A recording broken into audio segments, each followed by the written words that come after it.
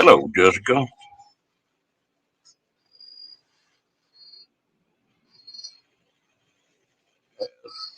How you doing tonight?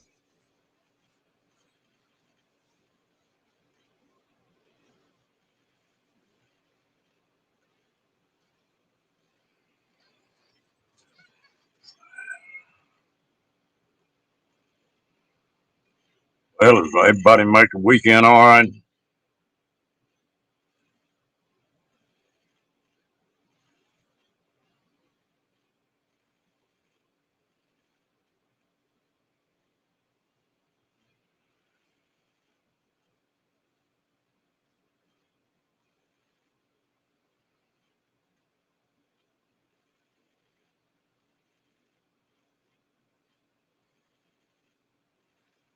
Dang, that was short and sweet.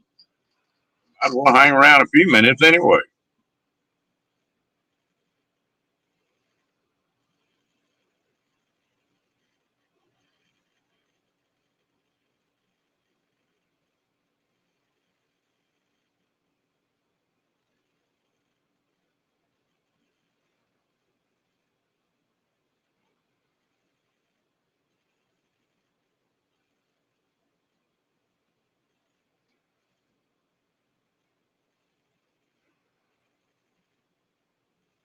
Oh, Dan, what you been up to?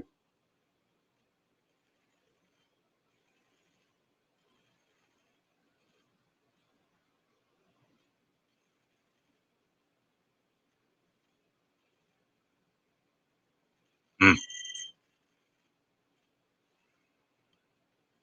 Hello, guys. How you doing tonight?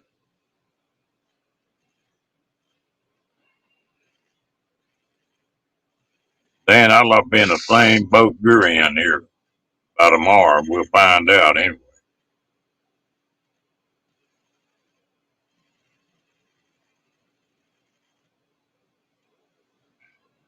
How are the Dysons tonight?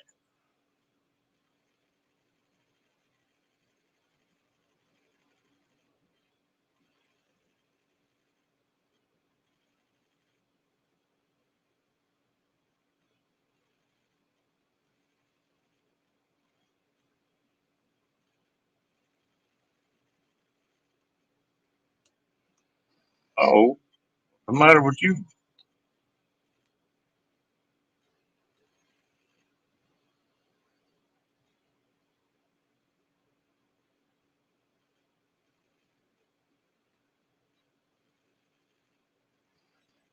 Hello, Ashley. How you doing tonight?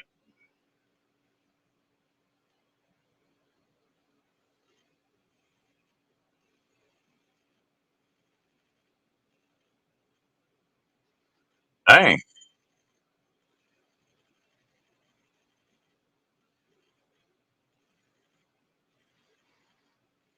All right. Kenny gonna have to get him some sleep. He's supposed to head out tomorrow, isn't he?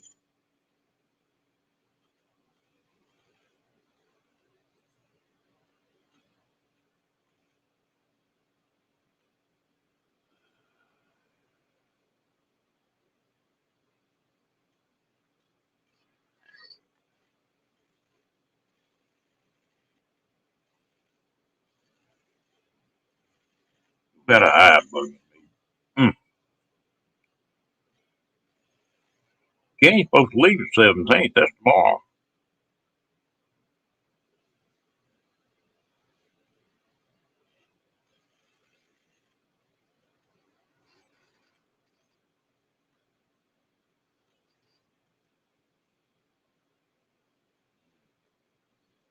How do y'all like to be riding a cruise ship with all these volcanoes exploding and tsunami waves? And I don't think I'd want to be on a boat in the ocean right now.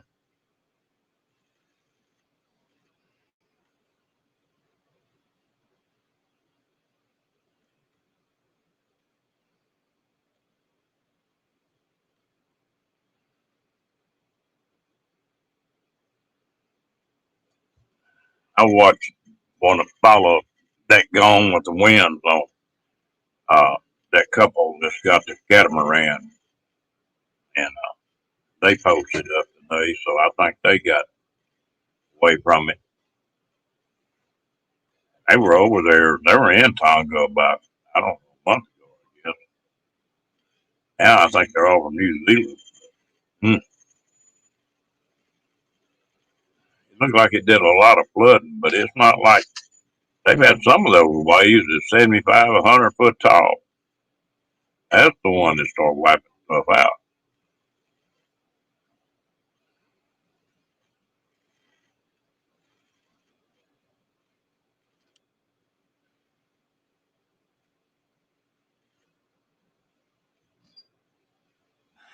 Actually, I don't know yet. They, my sister started holding her own. I'm gonna have to take time for the work. Well, I'm not going to be and her about the only family we got. If she starts getting better, I'll probably go.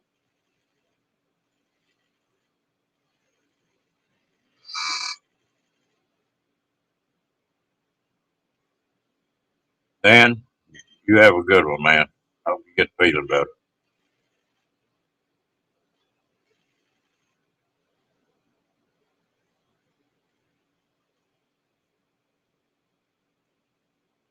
Yeah, I was supposed to have left yesterday.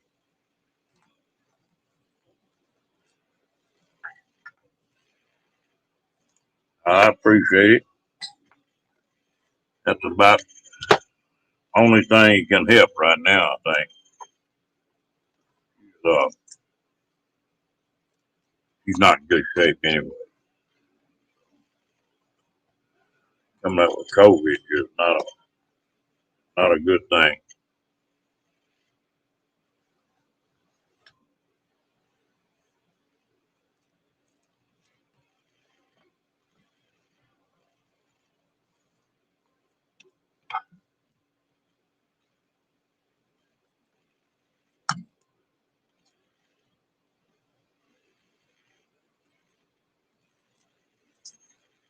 Yeah, I was looking forward to meeting Kenny and Paula and Nate and the whole crew.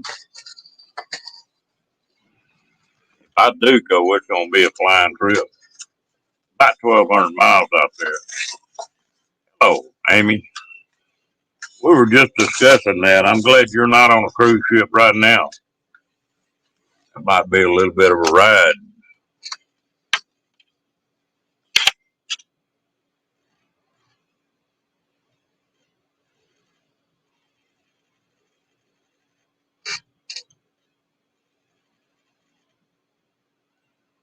Hello, Judy.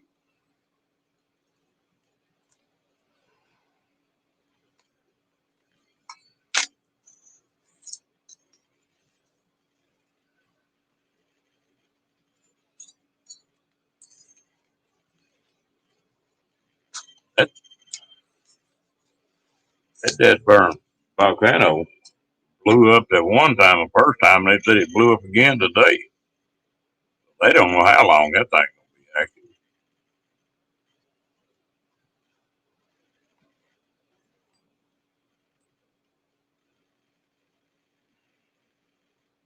Hello, Michelle. Michael Ann. How you doing? Well, hopefully the zombie business will be settled down before you go, Amy.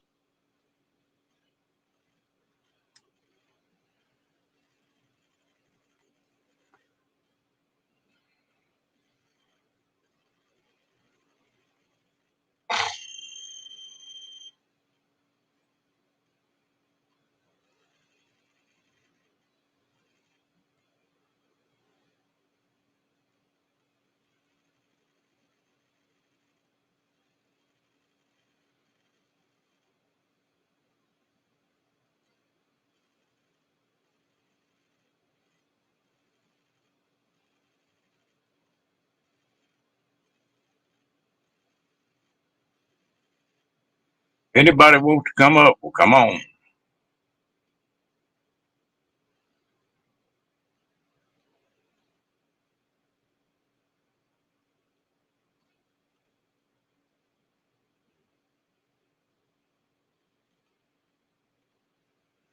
So you got 12 days and 11 hours, but who's counting, Amy?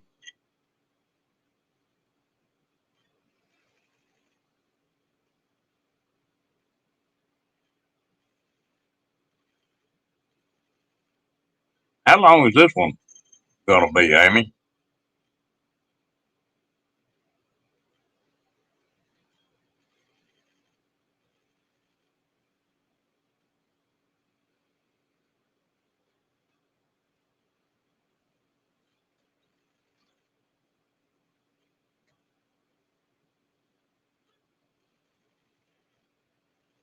Hello, Chasing America. How you? All right, it's going to be a week. Okay.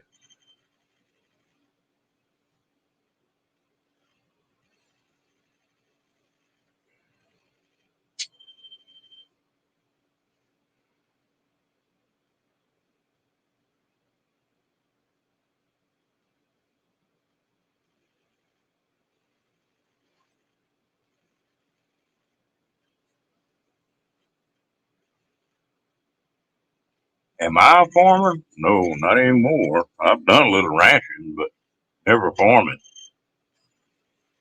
I'm doing good here.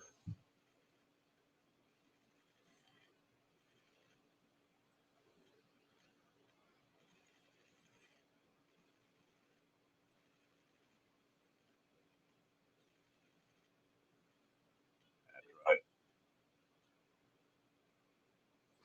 Well, both of y'all are right.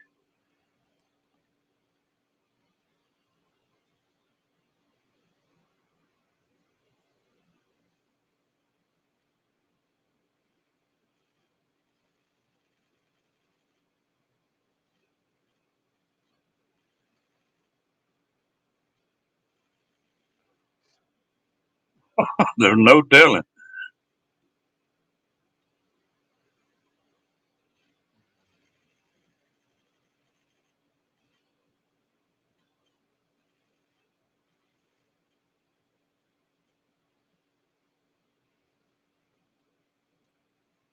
You're not going to say mash from a bootlegging steel, are you?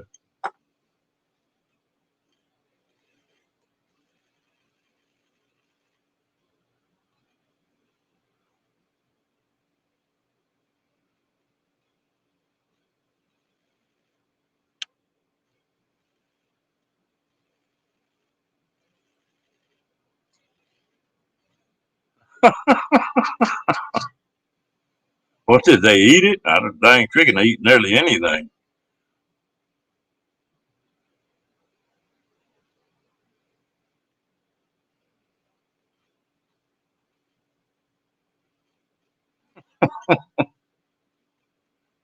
That's funny.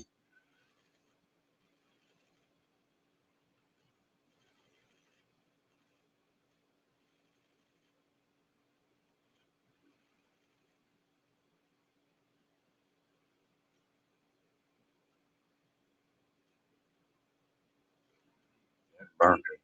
A friend of mine's got a bunch of chickens, and his daughter is a cop. She was on a call one night, and there was a whistling duck and four babies going across the highway, and somebody ran over the mom. And so she went in there and got them off the road and kept them. So they've got one whistling duck in that chicken pen. And he thinks he's a chicken. It's the funniest thing in the world.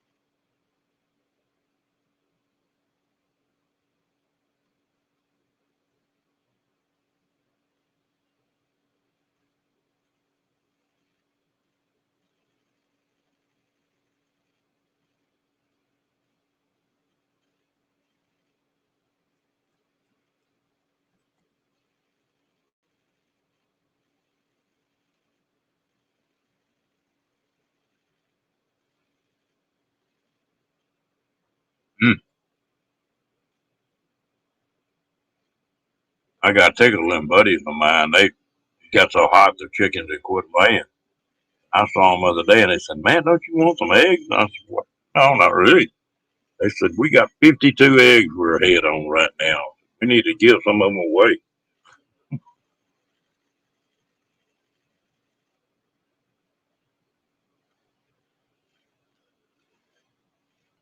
Hell, I need to probably another 30 days. I'll start hunting some of these wild hogs. They'll pretty well be through with acorns and pecans. Get back where they taste pretty good. We talked about taking and getting a couple trap ones and putting them in a pen and feeding them for 3 or 4 weeks. Clean them out real good. But I like the wild ones too because they don't get so fat.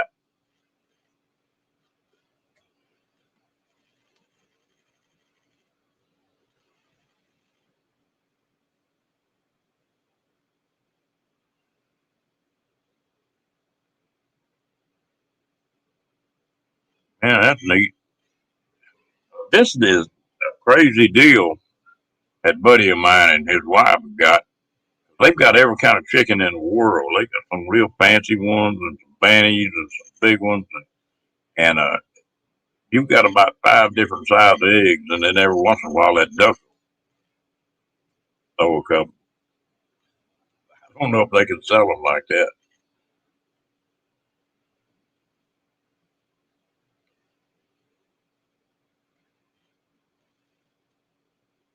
I've had some friends of mine that sold eggs like that just about year round. They'd work the lights on them chickens where they wouldn't hardly ever quit laying.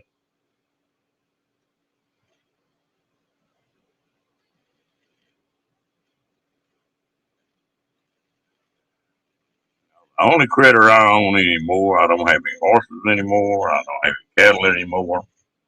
And I've got this little old Boston Terrier. Me and him are it.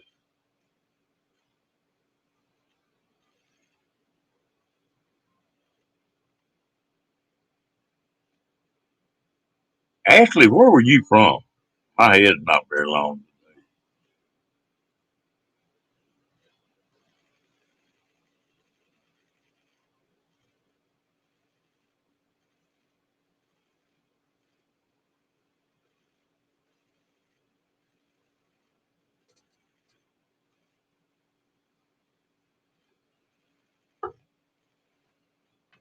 All right.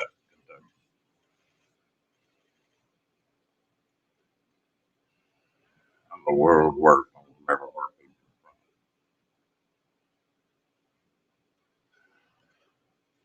You working tonight, Amy, or are you already off?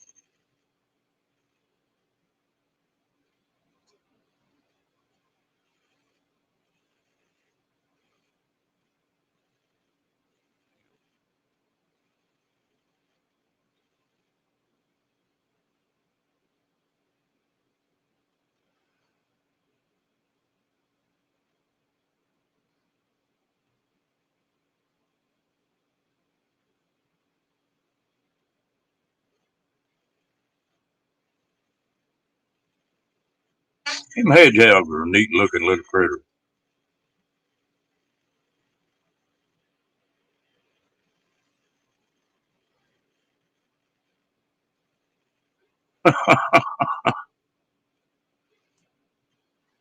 Yeah. Thank goodness we don't get the snow here. I stayed up north for 2 or 3 years. I had all the snow I ever wanted.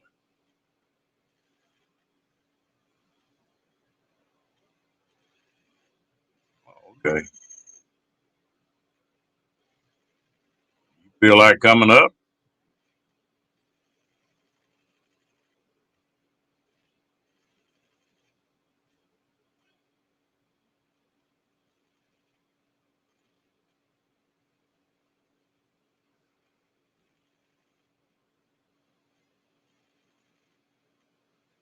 Ooh.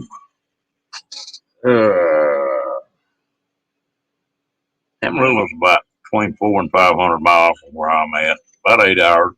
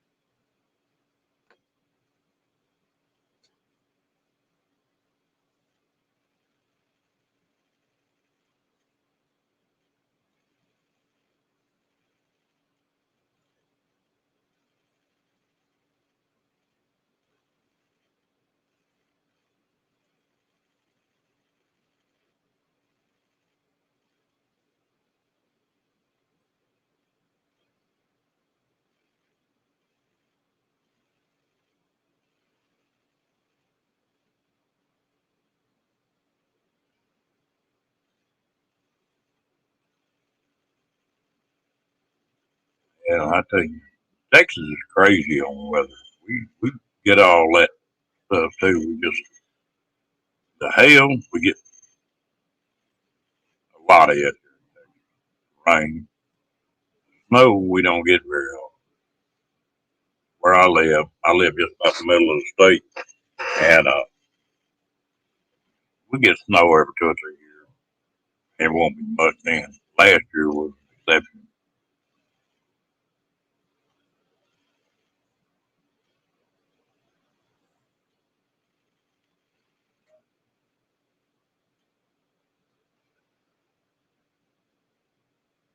Hey, well, we get more than snow down here.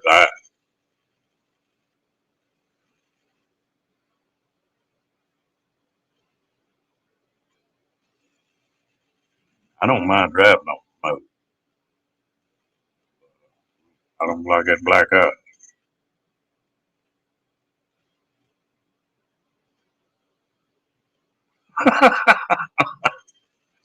You think so?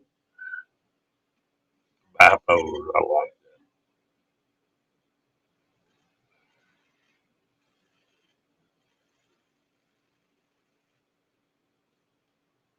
Yeah, this year has been pretty mild so far up to just here it has been. Well, it was nice here today. It was 70 something here today.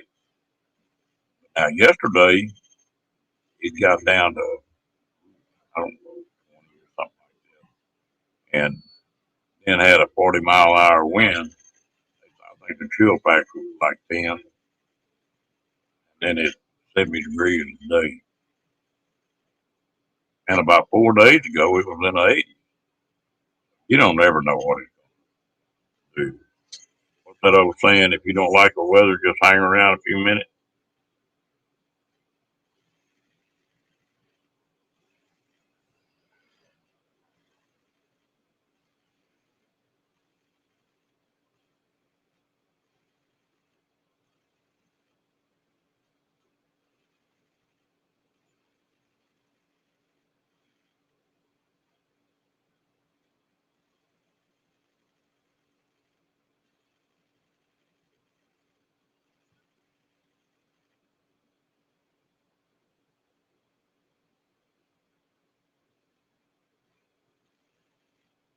Yeah, now we get weather about like that. Usually it doesn't hang around long. That's until it stays cold for a few days and get the ground cold. Not too bad. Once the ground gets cold, and it's a different kind of cold too. Had a friend of mine that was from Quebec, and he moved down here, and he was talking about he was looking for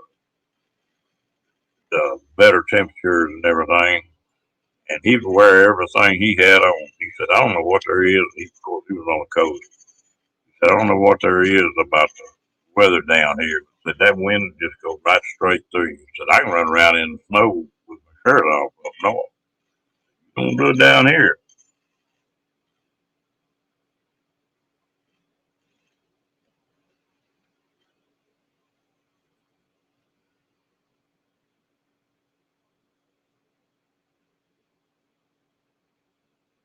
Utah's got some pretty diverse uh, real estate too. That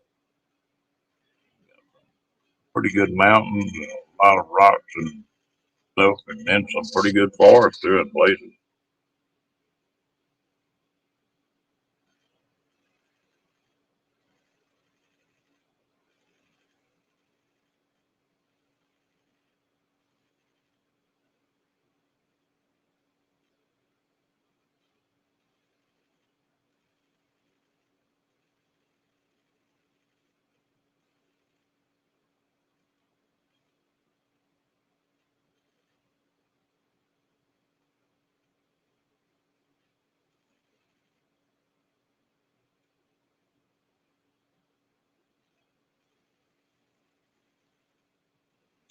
Like it's a little bit slow tonight.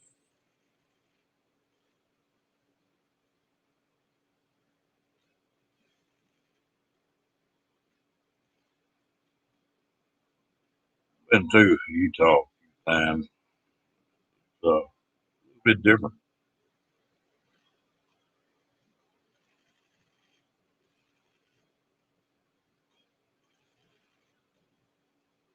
Yeah, that's Texas is catching it too. I think land prices in Texas about doubled.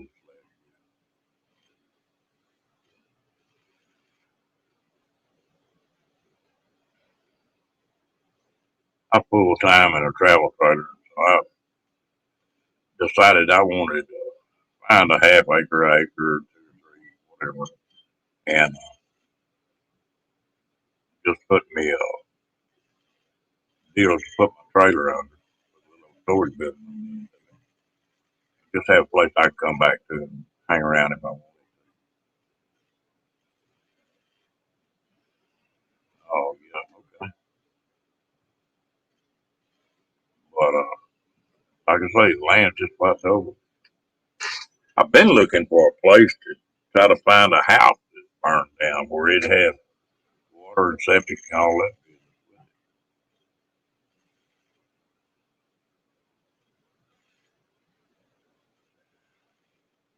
Take it easy, Jason America. Appreciate you coming in.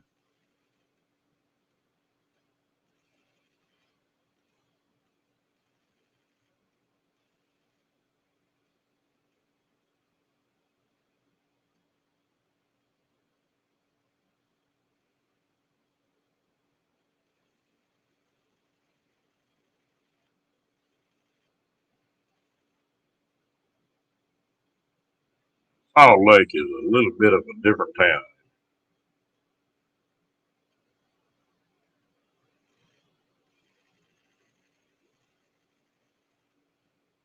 When I was pulling those RVs, I used to get tickled. Yeah, it's too high right now. My wife used to, when she was going with me, she used to call me a road angel. I asked her what for. And she said, "You can't pass somebody on the side of the road and not stop." And we were somewhere north of Salt Lake. It was on, yeah, hello, Billy. It was, I don't know, nearly midnight. And I saw a little old car parked up beside a young couple there. I'm pretty rough looking old boy. I turned around and went back. I think I was scared of them to death. But they'd hit a tire. And I took them and got some bungee strapped out of the pickup. And hello, Pete Dragon. And pulled the radiator back up, tied everything down. Oh boy, tried to pay me, and I said, "Nah." I'll tell you what you do. Next time you see somebody in trouble, you just pass it on. And then come find out, talking to them, that they were both going to, what's the name of that college there? Brigham Young, Brigham College. They were both going there. It was a nice, nice couple. Billy, his dad burned Bulldog, Wilder, and a Bat. How old were yours when they started settling down?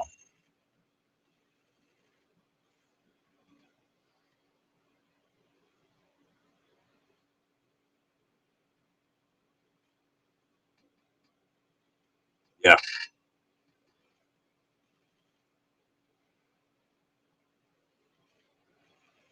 like I say, they was a nice couple.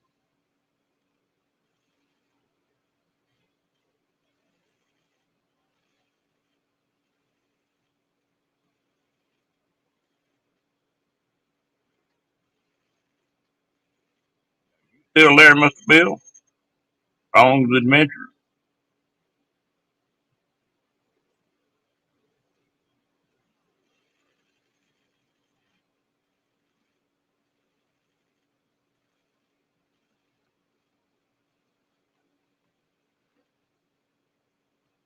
Last time I was up there, I went up there to look at some small airboats. I didn't have. It just wasn't working what they wanted. And I came back and looked at my family, and you see,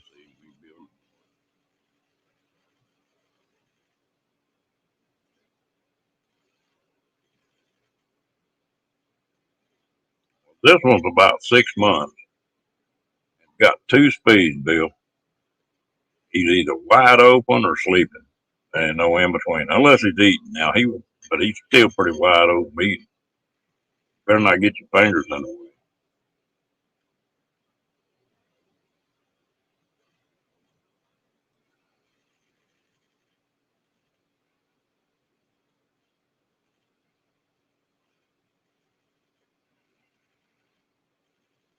I tell you what, I've got a golf cart I run around on, and that crazy little bulldog of mine.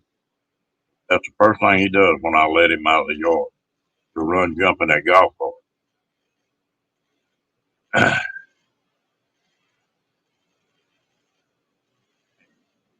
He watch me and see if I'm gonna get in that golf cart. If I'm not, he'll jump out and go with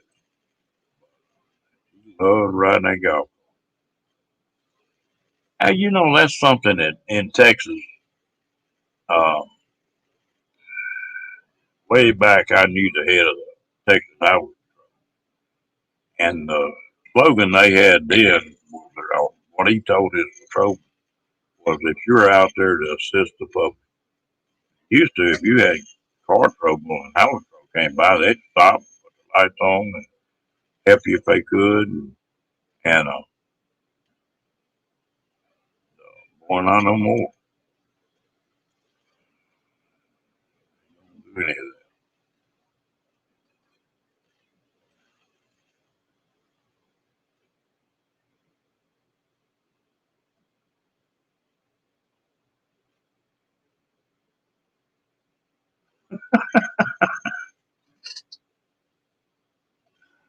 This little old dog of mine, you seen them pepperonis, little old dog treats? Every time he eats, he come in there and jump up on me, start barking and look at them treats. And he'll look at me and he'll growl. And he'll look at them treats and growl. And he won't quit until I reach up there and get him one of them treats. And he's fine. He knows where they're at though.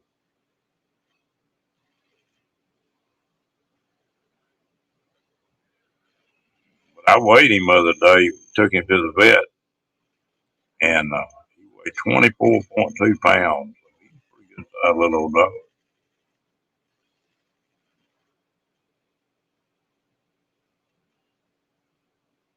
Hello, Nate. How you doing, buddy?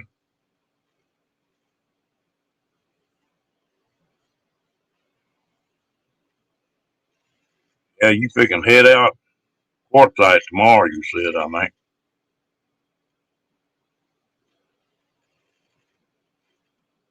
How far are you from El Paso?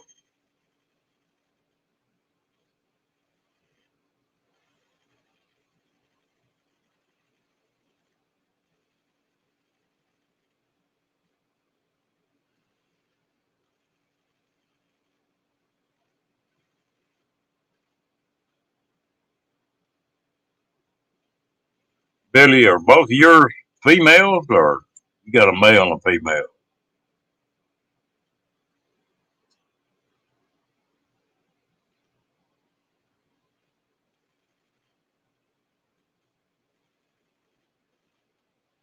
Mm, ooh, that's not good.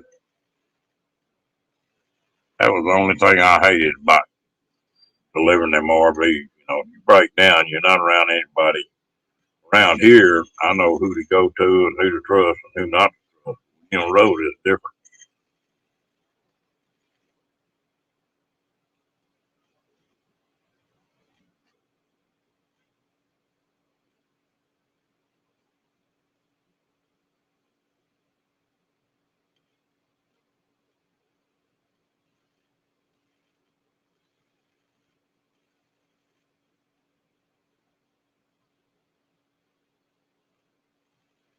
But Kenny won't get much sleep tonight.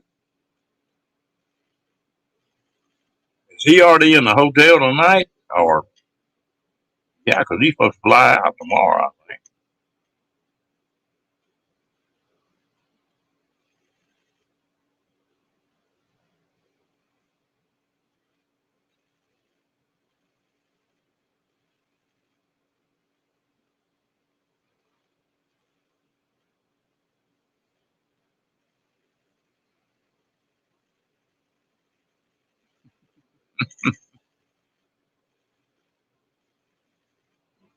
Oh, me. This little fellow's a boy.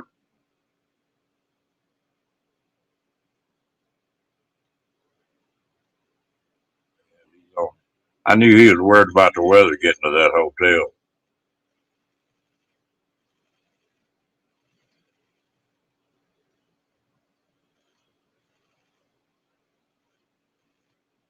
I don't see how keeps up with everything he keeps up with on there.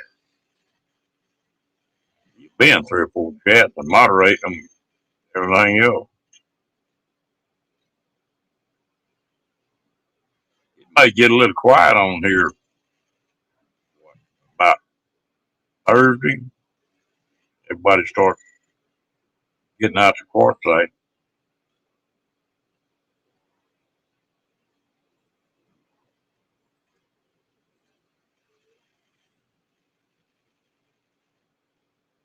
I know one thing, this dog can snore. Woo.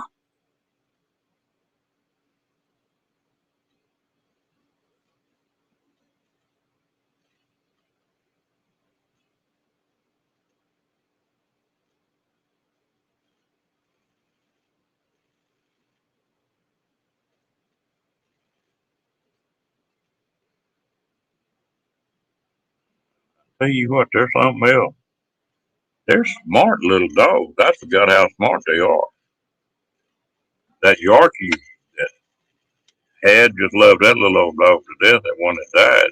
You know, one that was on the motorcycle with him. And uh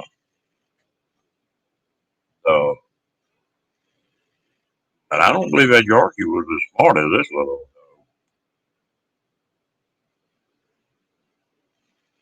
Ooh, go get you some sleep in, Bill. Have a good one. Tell Rhonda hello.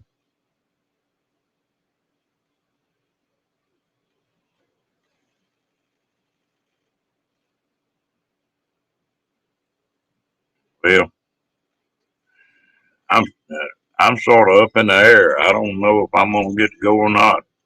They may have to pick up the slack for me.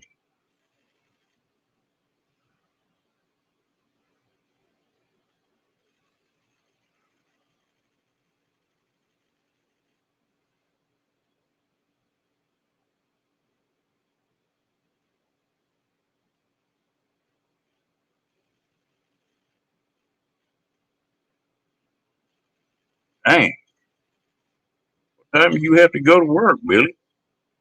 You gotta be up in 4 hours. That'd be 4 o'clock, a little after 4.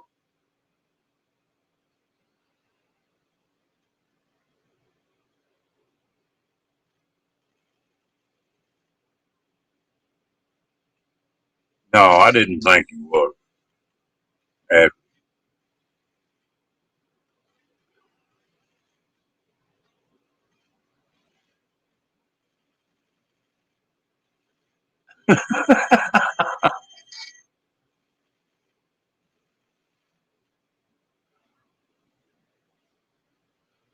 well, you can tell her in the morning then. How about that, Billy?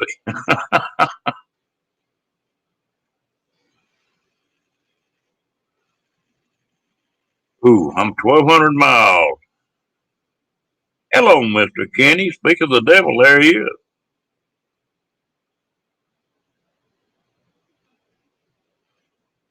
Kenny, you want to come up and tell us about it?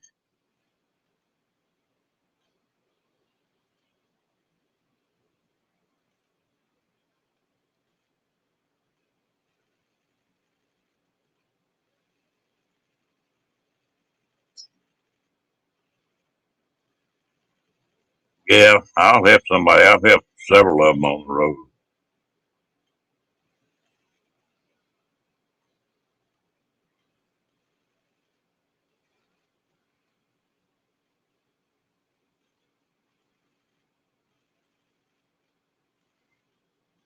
bad part about these new vehicles, I used to be a pretty fair mechanic, fool hot rods a little bit, and now these cars have got so complicated that, I don't know much about them anymore. I troubleshoot a little bit, not too much.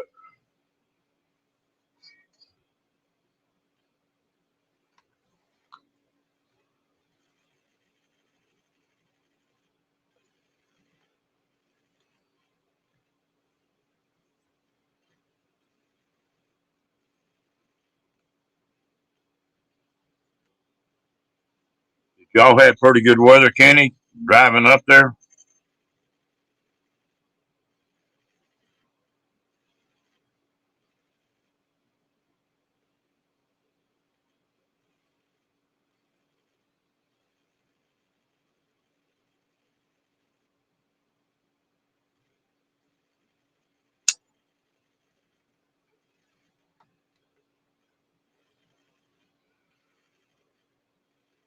Okay, that's fine.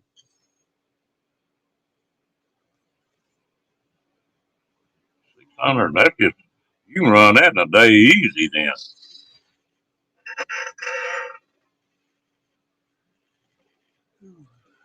Oh,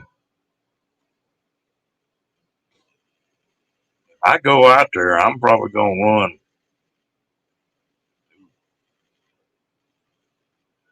I'll run a good portion of it. I'll run 10 or 12 hours that first, finish it up the next.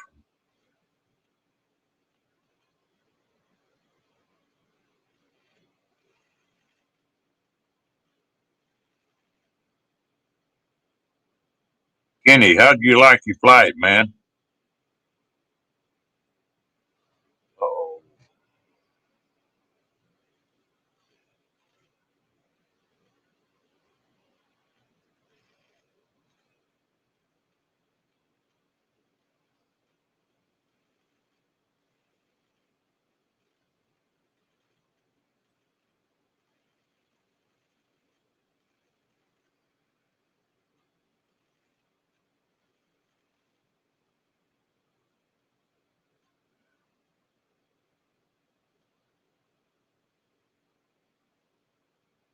sometimes you can do that.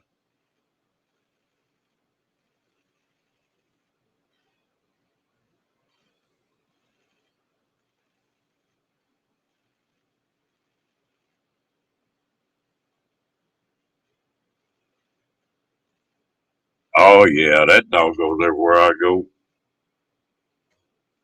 So, boy, I leave him myself for a couple hours, he's all right. But if it's longer than that, he'll freak out when I get back.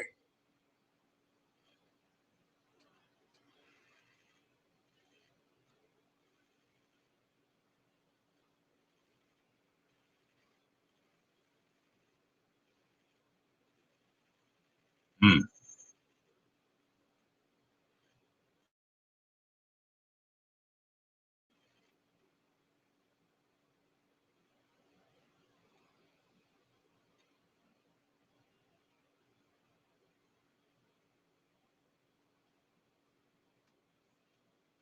What time are you supposed to get in Phoenix tomorrow?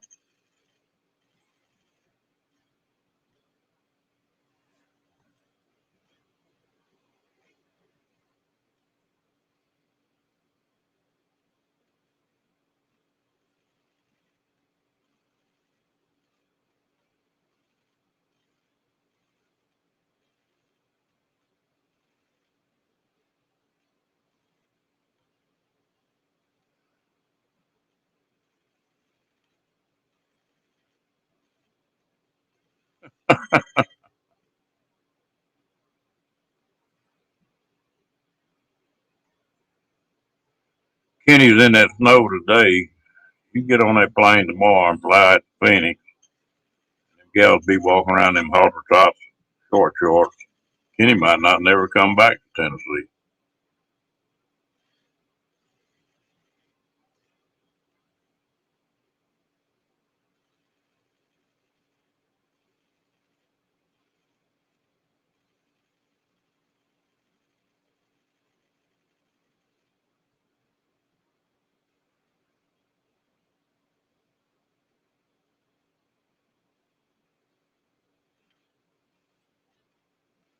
Mike Land, why don't you come up here? Somebody needs to come up here. I'm getting lost.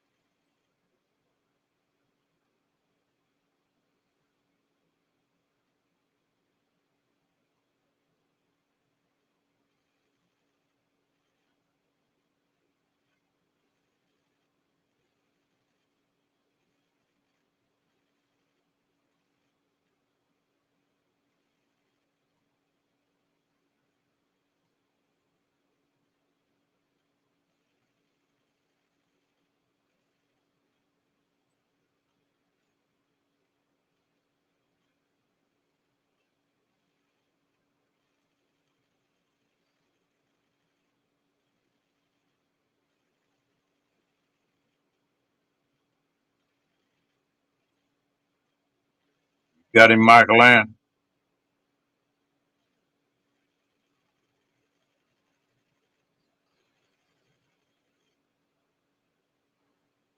Well, maybe next time I'll get you up.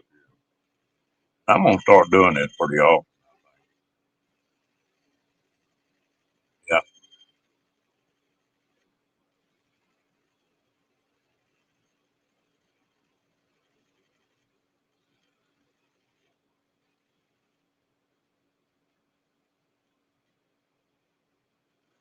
Okay. Kenny's quick on the trigger.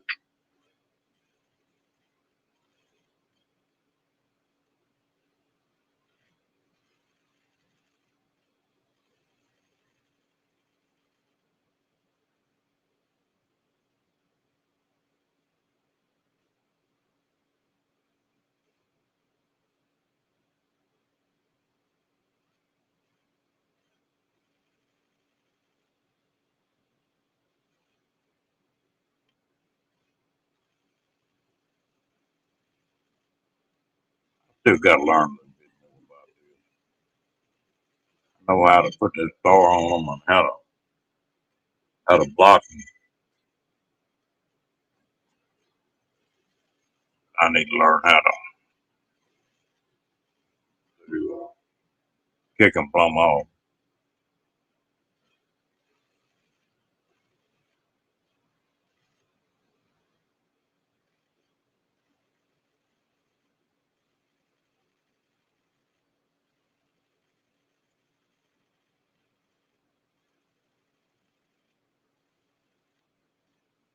That's a pretty nice, or it used to be. I've flown in there several times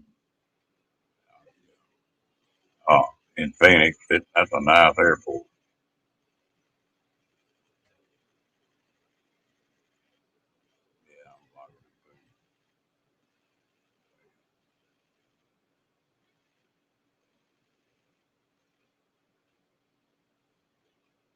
Did that link work, William?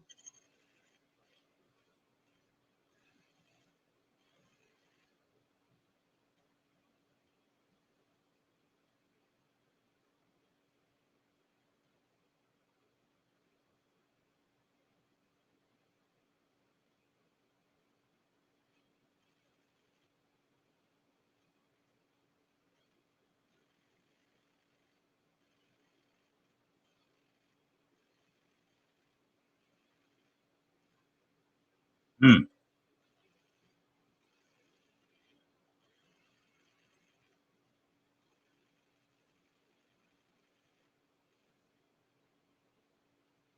Well, I don't know. I haven't froze on this end, William.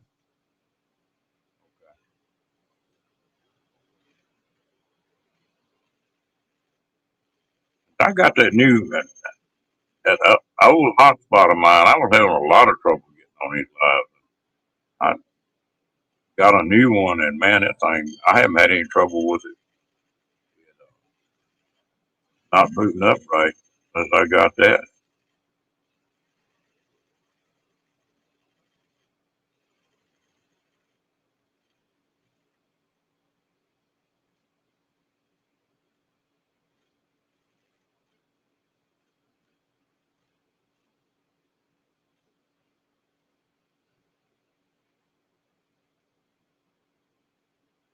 Are you getting excited yet, Kenny?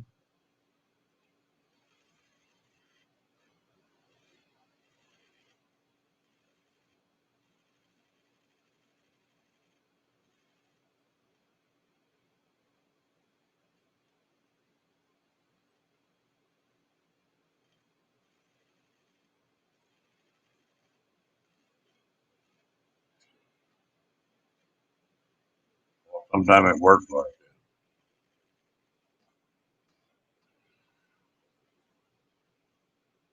I know when we had that storm down here, everybody was at home. And when COVID first started, and about 6 o'clock at night, 6 till about 8, you might as well forget about it. Yeah, a little bit better now. I didn't figure you'd be able to sleep tonight, Kenny.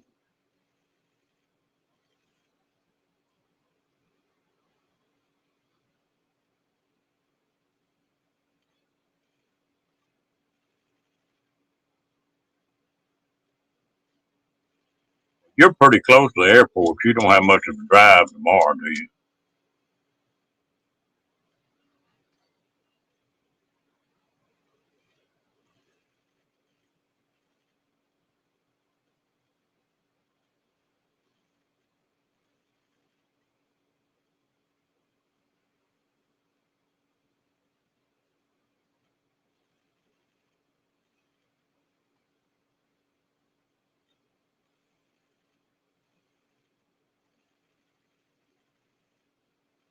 Hell, I make it out there. I'm not sure like to meet you. There's a bunch of people I'd like to meet up.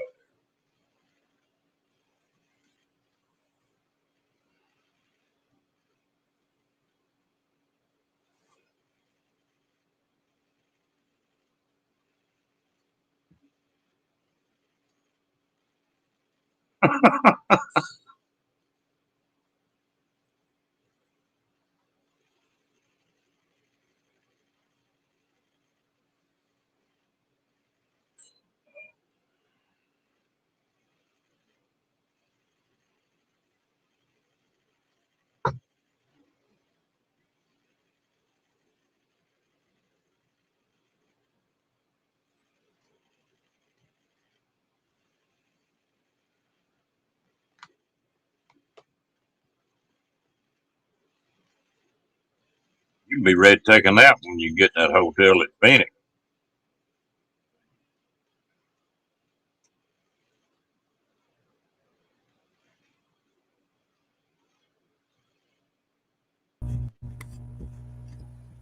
Good evening. Luke, how you doing, girl? Not too bad. I would ask if you're staying out of trouble, but I know better than that. I am this weekend. It's been a boring, quiet weekend.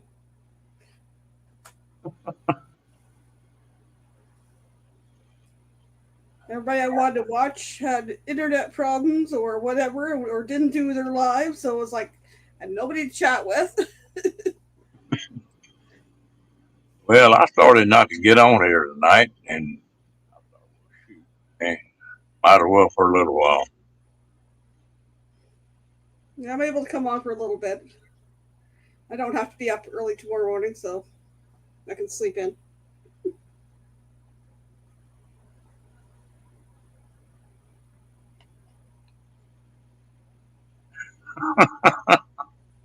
Fight see who gets in bed first.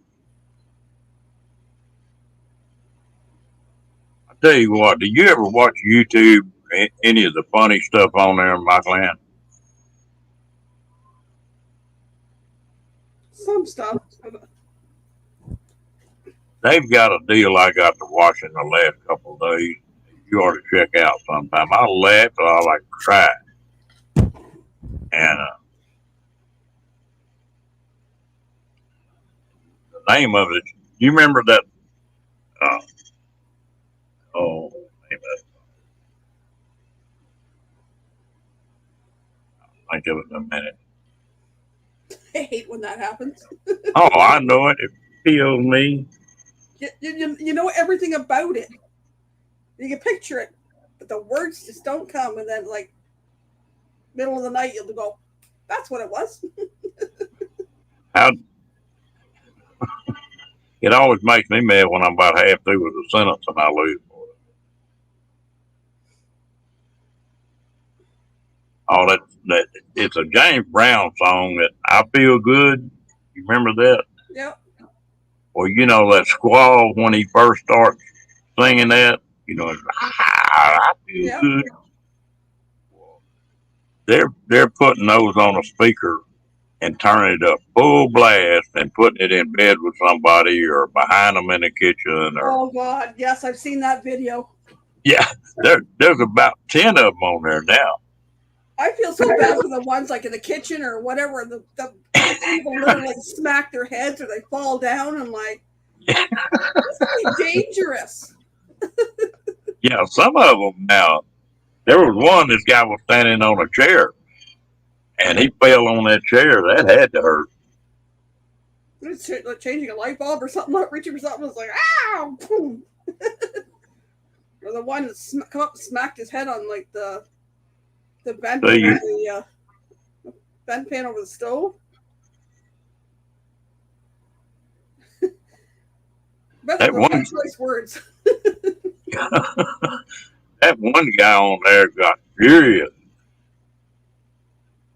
He was throwing a fit. The one I got tickled at, that lady that looked like she had a whole flat of eggs. Probably what? I don't know how many eggs is on one of them flats. 2.5 dozen, I think. She threw that thing straight up in the air and it come down. There were busted eggs all over everything. That would tick me off. Yeah. That's a lot of eggs to waste. Ooh. And a big mess to clean up because I hate cleaning up eggs. Yeah. Raw I sure did laugh at that though. I got to watching them, and like I say, there's about probably 8 or 10 of them on there now. I have to go back and watch that. Yeah, I laughed a lot. Like, well, I was holding.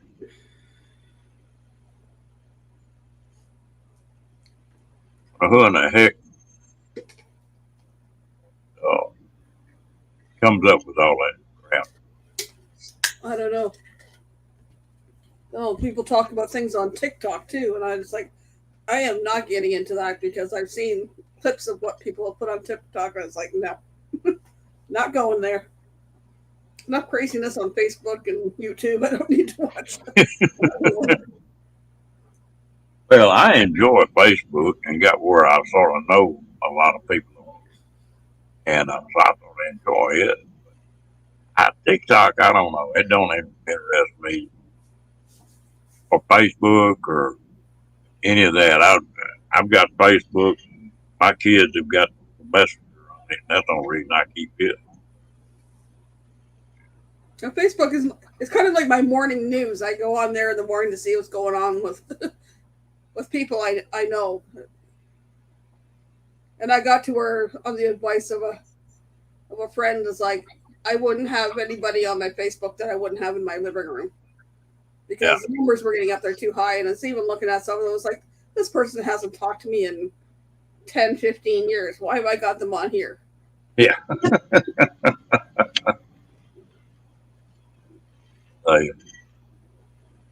I tell you what, I got to get hold of Aaron and let him know we're getting on here tonight.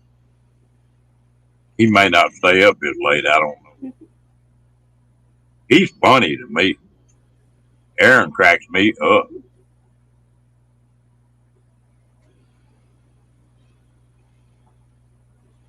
The other thing that gets me is I have a bunch that, no offense to other YouTubers, but I don't know them well enough to have them on my personal Facebook. And I get the requests, and that's like, I'm sorry, folks. You haven't made it yet. I need to know you better first. Well, I don't get on Facebook that much, and I'll check and see if the kids have sent me anything, and that's about it. I might not see it. If somebody sends me something on Facebook, I might not see it for 2 or 3 days. My youngest is never on there. My oldest, maybe once a day, once every other day. I have a few friends that post every day. Well, if you got on all these damn programs, you got on TikTok and Instagram, Facebook, YouTube, and then they got a new one out. I heard them talking about the other day that's sort of like Facebook. Uh, that just gets you started. I mean, there's all kind of programs on Yeah. it.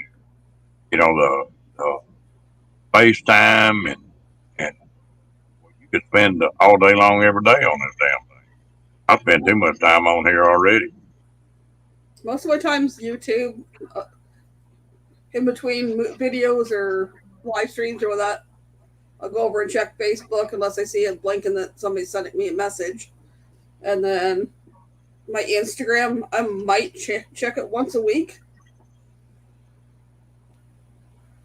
Not, I don't really do a lot on my Instagram. You can get too busy on this thing. Before And I then, had a kayak for one, and so I got on that thing as a moderator, and they had a hurricane down there on the coast. It knocked a bunch of moderators out.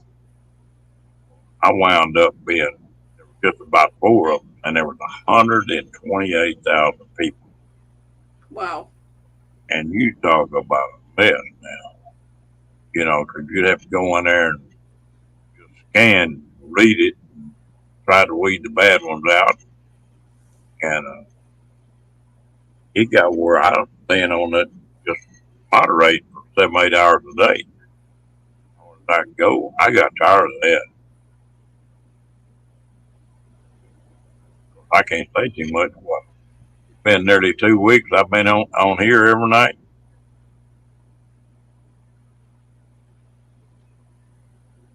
I've been sitting here in here listening. I've been journaling, but keep looking up and keep watching for trouble. And I didn't see any trouble till after Kenny come in, and then I seen two of them, but he beat me to it. It's like,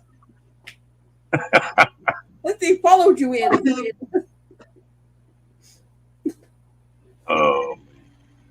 Hey, what? Any quick on the trigger? Well, the second one, I was over it, went to click, and then I seen it. It went flashed up to unhide. I was like, wait, nope, you beat me to it. Don't click on that. Yeah.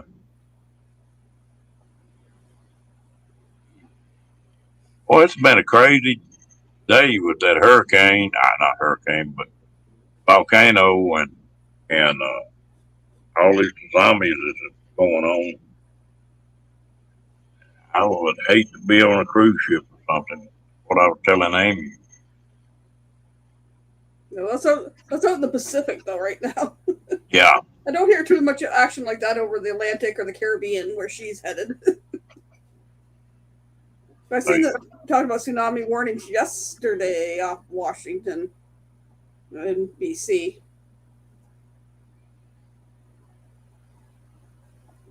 I don't know. Working on a what? What's a genome? A gnome. She's got it. She's got into a lot of crafting and making gnomes.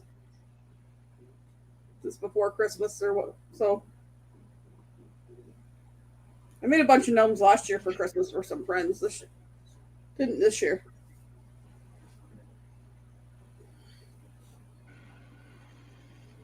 My wife, before she died, was world class artist. She did a lot of painting. She talked me into. I had a deal shop. She talked me into building some metal birdhouses. Birdhouses were real popular, and I some birdhouses that were about that tall, all the way up to 18 inches tall. She sold the hell out of it. And it was funny, the little bitty one sold better than anything else did. It wouldn't be, like I say, they'd be about that tall. Okay, I have one that's about this big, but it was a Christmas decoration. Yeah. Looks like Well, a birthday bird. These were metal, and she'd paint them up, and she was always doing something. It's surprising what people will buy. Oh yeah. Making a St. Patrick's one. Okay. But I got to building a bunch of kids' tables and chairs, and she was going in and painting them things. And she paint flowers on them, or saw seahorse or something, for the kids. And we sold the heck out of them things on eBay. Surprised me that I had a pretty good chunk. Yeah. Sold a lot of them.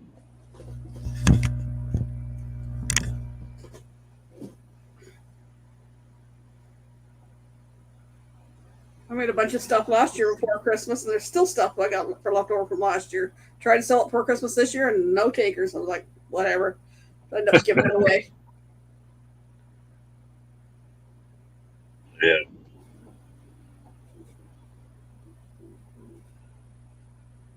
Uh-oh, here comes trouble.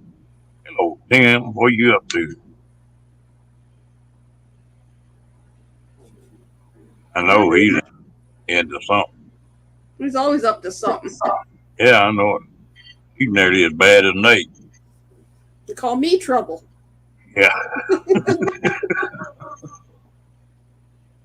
Yeah, they keep calling me trouble, and I ain't figured out why they do that.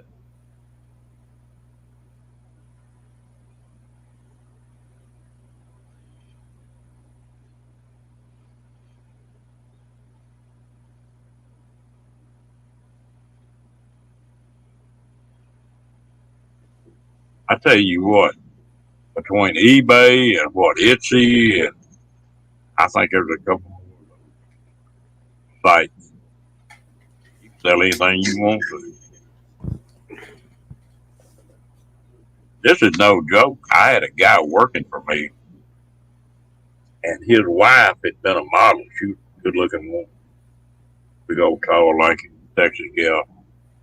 And he got on eBay selling some stuff, and she took a wild hair and was advertising used underwear, used lingerie. That's what. Yeah. And yeah, she sold the hell out of that, and most of it went to England. And said it was pretty neat. I never did have to wash anything. Takes all kinds.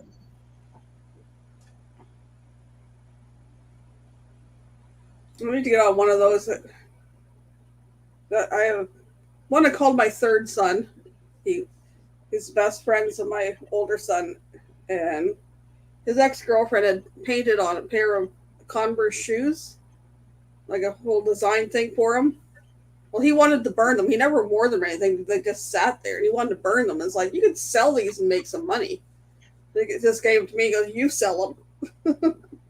I still have them in a box here. It's like, I need to get on one of these things to sell. Because the unique part, they're size 13 men's Converse. Good Lord. He's a big boy. He's 6'5". And he was into Batman and the Joker and that, so she painted the Joker scene or something on the side of it. Like, I don't see how people do all that mess. Like, my daughter, what she does for a living is paint fingernails and toenails, paint scenes on it. Oh yeah. And she makes a good living doing it. You think you'll pass, huh? I've had one manicure. I do my own stuff, but I went once for a manicure before I went to Cuba in 2019. It's like, oh, the girls all went and had mani-pedis, and it's like, well, for one, I had grown out my nails, and I had one that I broke a little bit shorter, and the lady cut all my nails down to the shortest one. I was like, I worked hard to get them to grow out that far, lady. And then by the time I got out of there, I had already messed up one, and I ended up taking it off and painting them myself. I could just see me walking in, getting a manicure, beat up as my hands are. That'd be a rodeo. Well, I had the mani pedi done, and my youngest son goes, "I want a pedicure," just because they soak your feet, they scrub the dead skin and all that kind of thing. Doesn't want the nails done, but just well, maybe someday. Think I'll pass. Just, somebody could just want to massage my hands and feet with some lotion and creams and what that, but I don't need my nails polished. Well, that's a big deal. I've got a cousin that there's no telling what she spends a month. So she'll go at least once a month and get a massage. And I think them are run about $100 now for an hour. And then she'll get a manicure and a pedicure and get her hair fixed. I bet the day she goes does that, it I bet she spends $200-300 that day At least. just on that kind of stuff. You get the money, so it makes a difference. Yeah, I'm not high maintenance like that. Uh, I go and get my hair cut because I'm too afraid to cut my own. And the stylist does my hair, does the women's cut, short hair, $22. Like, and that went up for but I used to go for massages, and it could be anywhere from 50 to 85 for the 1 hour massage. Was it 1 hour? Or was it? Yeah, it was 1 hour. But I'm sure it went up. She moved away. She was a good massage therapist, but mm,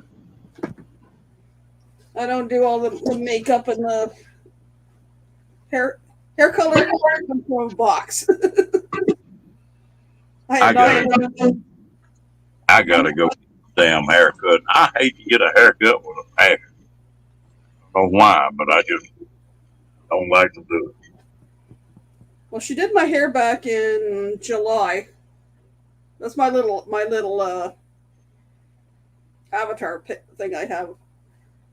She cut it real short because we don't know where we're going with what's going on in the world, because every time you turn around, they were doing a lockdown and closing the personal care stuff. She goes, "I'll cut it." She goes, "How do you want to cut it?" I don't care. She goes, "I'll cut it really short." So I haven't had a haircut since July 29th. It's getting to that point. It's like it's driving me nuts. So I have an appointment in about 10 days to get it done. But I'm noticing the colors growing out. The gray starting to show. It's like, nope, it's time. It's time. I need to get it done. I got talking to going to the beauty shop to get a haircut. I walked in there and I knew the little gal on this place. I walked in there and sat down. Told her how I want it cut. She said, "What if I screw it up?" I said, "Hell, it'll grow out, won't it?" I said, "Don't worry about that. Just cut it. If I don't like it, I'll tell you and we'll do it different next time." Oh, I've heard some of them women in there just throwing a damn fit if one twig was out of place. I looked at it as like, well, we have a set of clippers here. I wonder how long the longest guard is on it, because if it got to the point they closed down again, it was like, well, I can take it real short and leave some length on top, but it grows out. Yeah, that is tough losing both parents that short, man. Mm. I'm sorry to hear that. Lost Uh, mine. Lost mine 4 years apart. But my dad died pretty young. He was like 62, and my mom lived to be 87, 86, 87. That's a pretty good way to born. I lost my mom in 2006, and that was about 3 years after my dad had been diagnosed with Alzheimer's. So I became primary caregiver, and he lasted about another 4 years. But about 2 years after I moved in with them, he ended up in the hospital, and they kept him in a bed or in a chair with a tray across, so he couldn't get up and wander on them. Well, he lost the use of his legs, so I couldn't bring him home because it wasn't accessible. So we ended up continuing carrying it there for almost a year, and then got moved to a long-term care facility. He passed away in 2010, and his mother was still alive. She passed away the following February at 99 and a half. Well, you know, both my grandmothers lived to be 99. And that one grandmother of mine was madder than hell when she got sick. But she knew she wasn't going to make it any further. And she was like 2 weeks making 100. She was hot because she wasn't going to make that 100. But she was an independent lady. Woo! When she was about 80, I guess, they had a family reunion down there. And there was like 10 kids. And she took them at that family reunion and said, y'all come by the house and pick, get anything y'all want out of the house. And they said, what's the deal? And she said, oh, I sold the house and I'm moving in a retirement center in Kerrville, 150 miles away. And didn't ask nobody. Just sold that stuff and packed up and moved. She's a mess, boy.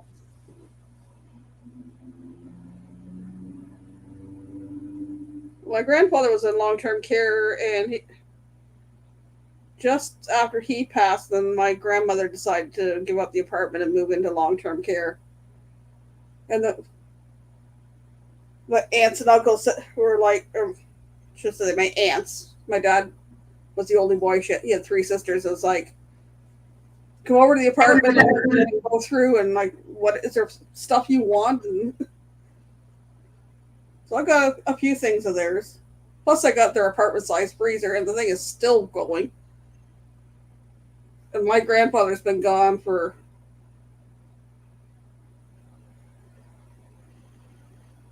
almost 19 years. This thing's still going. I had one brother, and he had polio when he was a kid. And it come back on him. He died when he was like 52.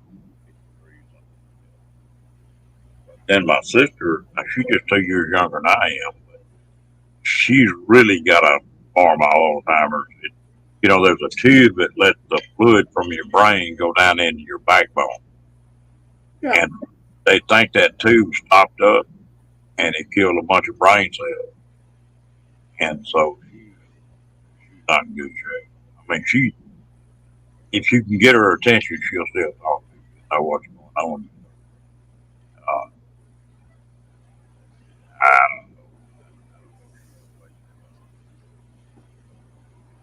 My dad wasn't diagnosed till just after he fell off a ladder trying to hang Christmas lights. that happens a lot of the time. Somebody has an accident and it triggers that stuff. Yep. Sometimes you wonder if they didn't have a stroke or something and made them fall to start with. No wonder. I'll be right back. Okay.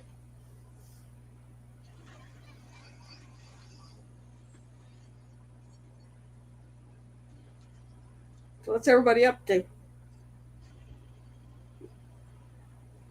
Chat looks quiet. Everybody go to bed on us?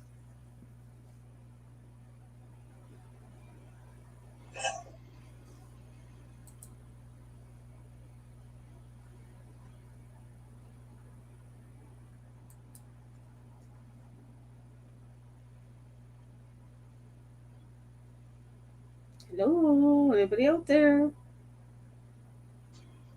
Everybody's gone quiet.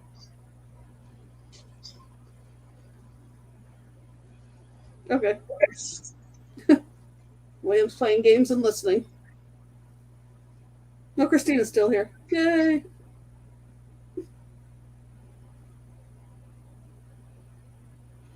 Well, you guys are quiet. We don't know you're out there. Yeah, Tim, why don't you come on up too, man?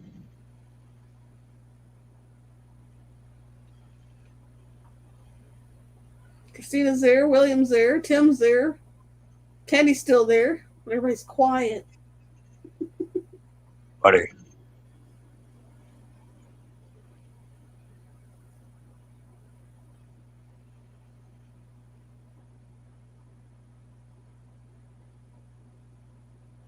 Oh, yes, you're working on your gnome.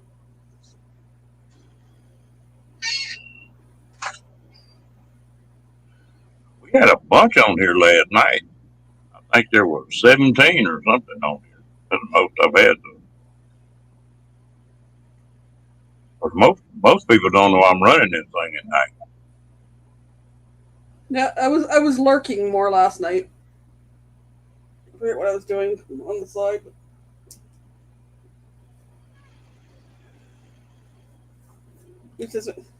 Weekend's been quiet. It's like wasn't too many doing live streams. There was anybody in anything I chat with them on. Nobody was chatting. I'm like sitting there talking to the dog. And he doesn't listen half the time. You know, it's funny. After about 11 o'clock at night, the live streams just go away pretty well. You ain't gonna go to sleep, Kenny, and you won't go to sleep on that airplane either. He'll zonk out when he gets to Blythe to his hotel.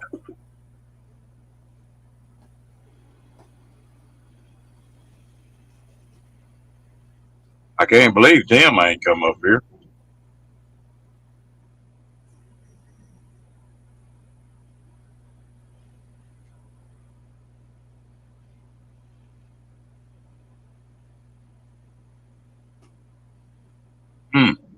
That's not good. That sucks.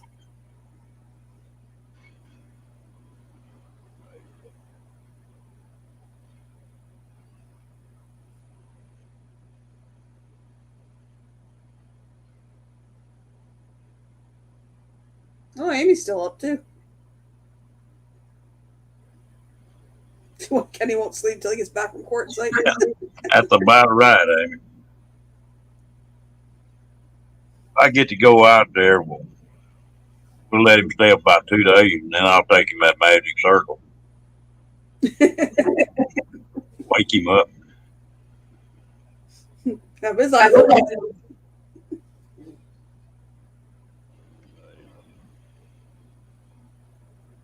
So it don't look like I'm gonna make it unless she really does a turnaround. They gonna wind up. Her husband don't want to do it, but you can't get up without some help. I've been down that road. You can't take care of somebody for 24/7 just so long. I mean, you can't do it. It's rough. Like, You yeah. bring it out. I did that for 5 years, and of course, I was lucky in one way is that she mentally she was fine. That makes a lot of difference. When Alzheimer's is really a bad deal, and really. Well, I've dropped it 4 or 5 times, William. I don't know what the deal is with you.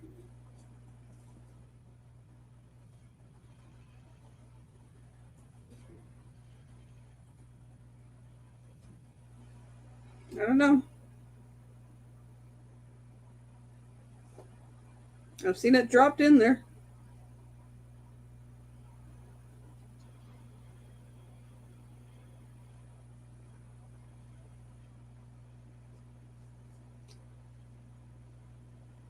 I know it was rough with my mom. Then after she passed, and I had my dad for like 2 years straight before he went into hospital, and it was rough being a single mom because my kids were at the time were 8 and 12, and trying to take care of him. Yeah.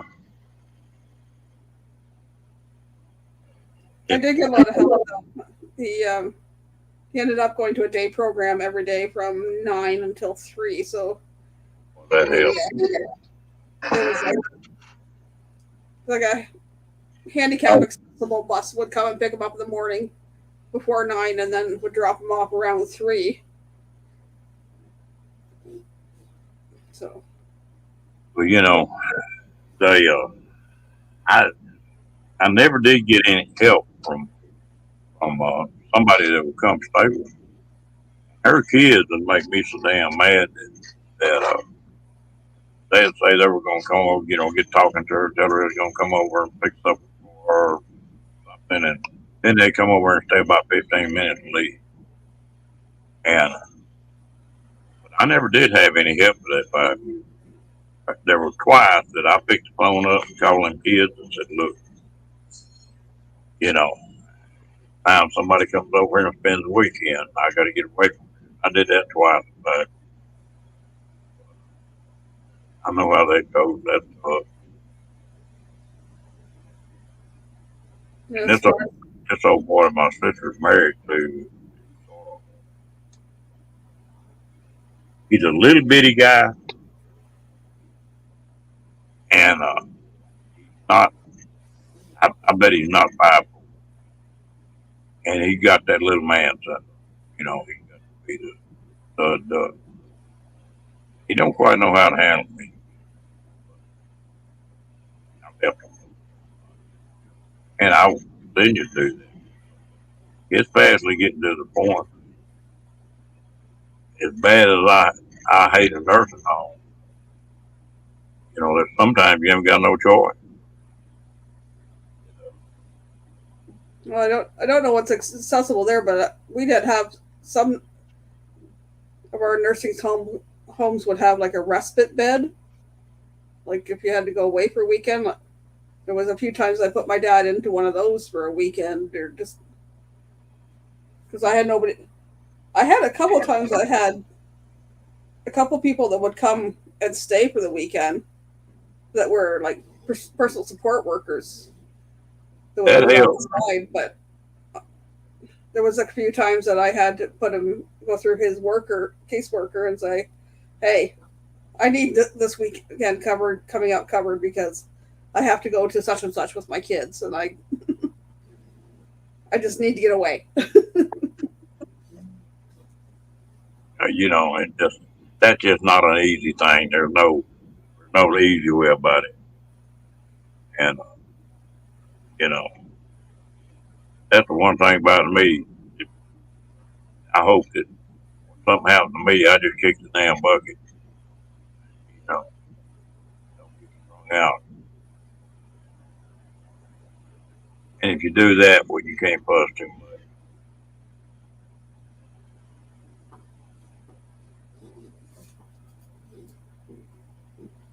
Yeah, one kid says he'll pay for me to have care, and the other one says, "We'll take you in, Ma."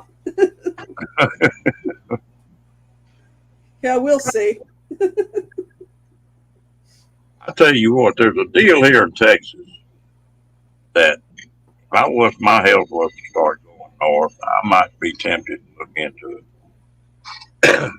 You can take your travel trailer. It's Escapee down in Livingston there, and you can take your travel trailer and park in that if you're a member, and park in there. They've got a medical deal, and they got registered nurses on duty, and just a little town, extended care, but they're all in travel trailer, That's a and cool idea. that's a pretty nice deal. Everybody still got their own stuff. All right, Peace Dragon, I'm gonna drop another one, and let's see what you do. You didn't have any trouble saying it, did you, Michael Ant? Nope, I've seen every time you've dropped it.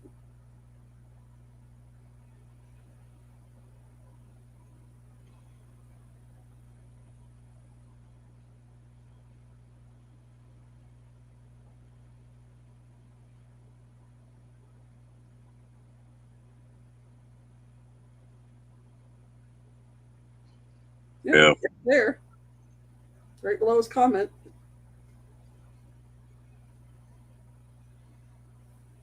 I don't know what would be causing that. I spent the first 3 years of my life living in a travel trailer. The First 10 years of your life? It's the first 3 years of my life. I was adopted in Edmonton, Alberta, and my dad worked construction work for the pipeline. And they moved from Edmonton over into BC, back into Edmonton in the first 3 years. And they had it was like a 32-foot travel trailer. And then he got transferred to Montreal. And we lived in a semi-detached house one for about 6 months, and we lived in another house for about 6 months, and then he got transferred here to Ontario, and then we've been here ever since. Well, take care, Tim. I hope your neck feels better. Be good, Tim. I hope you get some rest, man.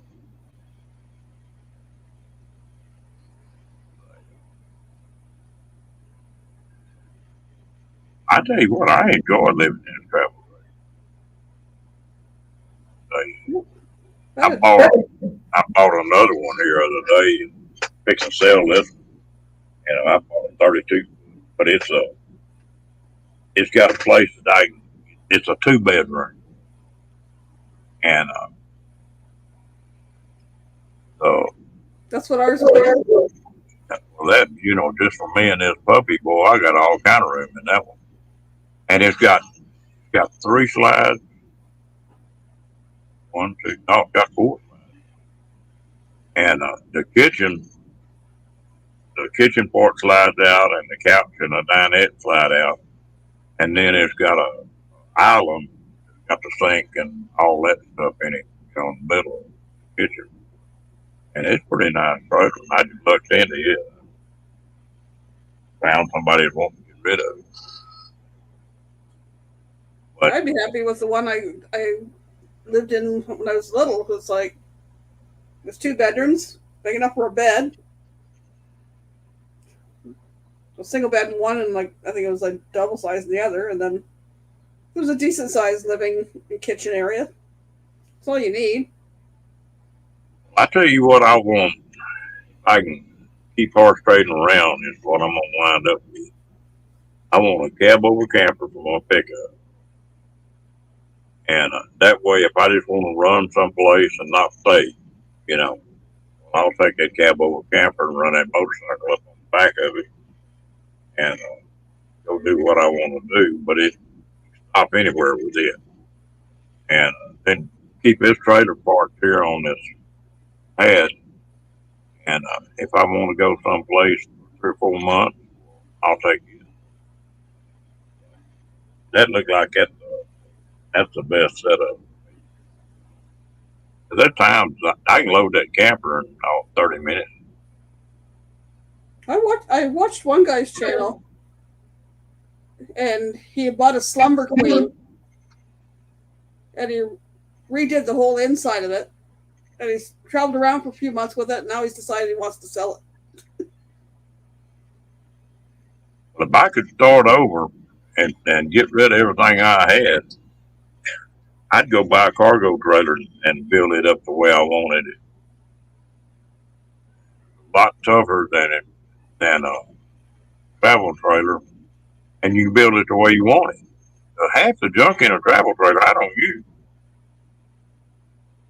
Like them big dinettes, them are the most uncomfortable son of guns there are. I hated them dinettes.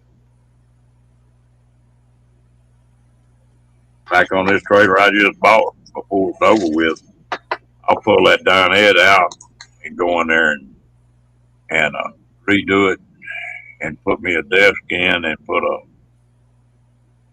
table with 4 chairs on it. It makes all the difference in the world.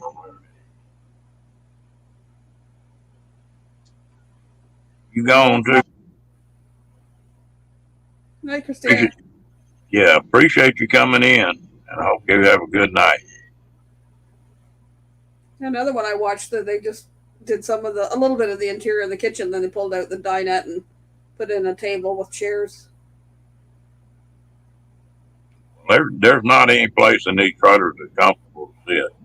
Even this trailer got a couch, but is one of those pulls out, and it's not comfortable to sit on.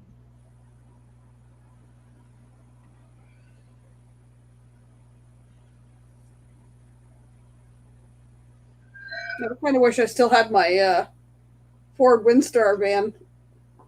I got rid of it a few years ago because it was an extended length, and I was like, I could have built that out. Like, Yeah, I could have had a nice little travel van in there. I tell you what, them vans are pretty neat. Like, I could have not taken a the back bad. bench out and one of the, even if I took one of the captain's chairs out and still put like a little kitchen area and a sleeping area, and still if I had needed to have my two boys with me or something like that, I would have had room for a couple passengers. But oh well, no, decided to buy a newer vehicle, which cost me more headaches. So Well, hindsight's 2020. you know, I've got a couple videos that talk about that.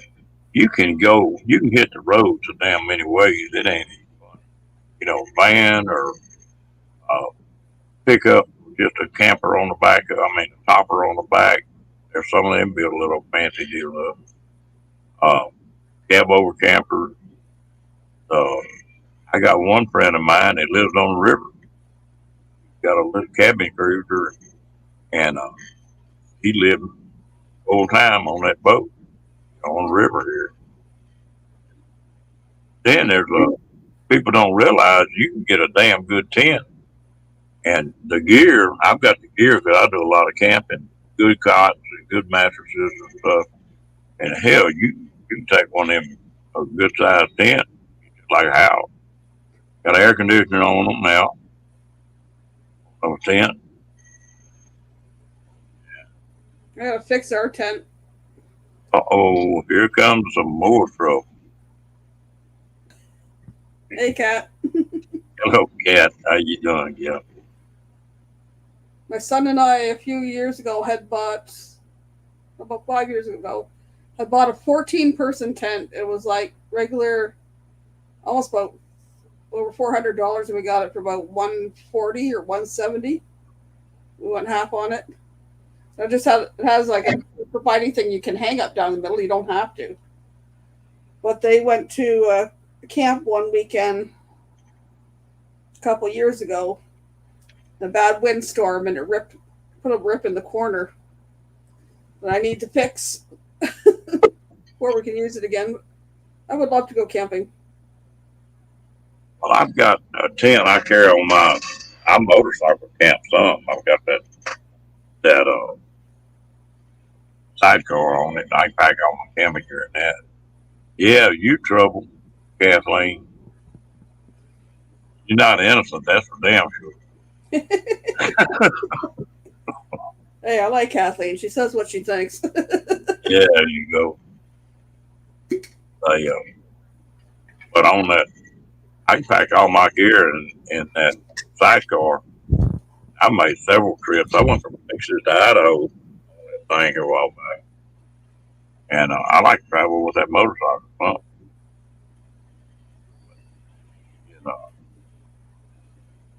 I'm sort of getting this little old pup, trying to get him used to riding on that motorcycle. He rides that golf cart all the time.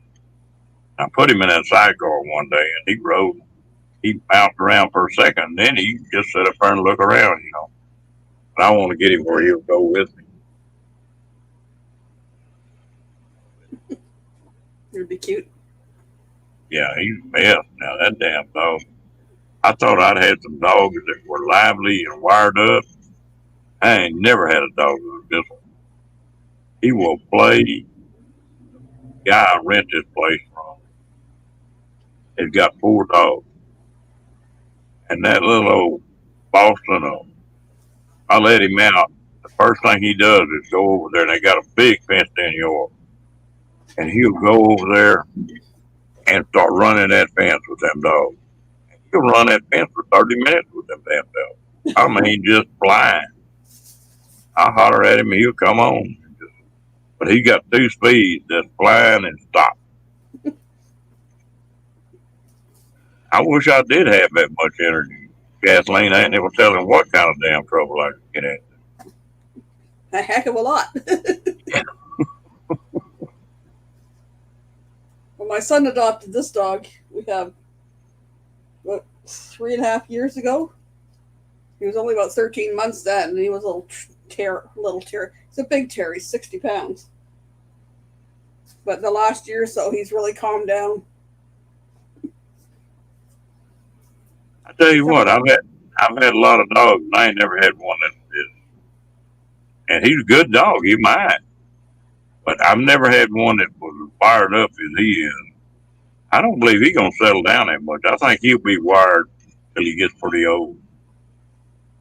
Kathleen, it might be like my first wife. I was talking to her one day, and she popped off something about I was gonna be a dirty old man. I, hell, I was a dirty young man, so ain't no reason to change now. No change.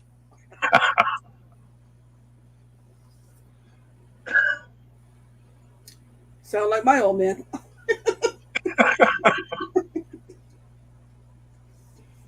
I got to say, I'd probably been a better off if I wasn't that way. But I've always liked women. So.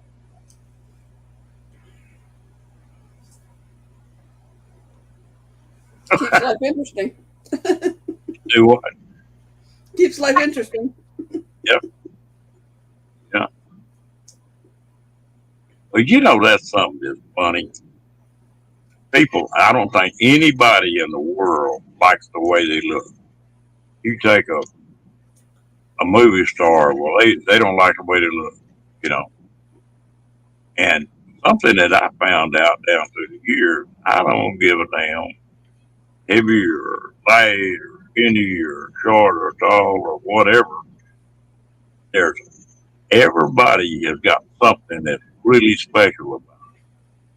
Yeah. I mean, it might be a smile, it might be their eyes, you know, going down from there, but everybody's got something that they're just exceptional. But people sure they worry about what they look like too much, I guess. I mean, it's nice to see somebody, you know, dressed up. But can't Shouldn't say worry that. what you look like. Shouldn't worry what you look like on the outside if you're ugly on the inside. Yeah, that's right. I had one of those ladies, just a friend of mine. I dated her a little bit. She was one of the prettiest women I'd ever seen, and blue eyed and blonde hair and built up real good. But you know, she couldn't get a date. Oh, she came from a money family and that good looking, and guys are scared to ask her. You know, Yeah. you tell me, what's the matter with me? You know, she's a sweet little lady.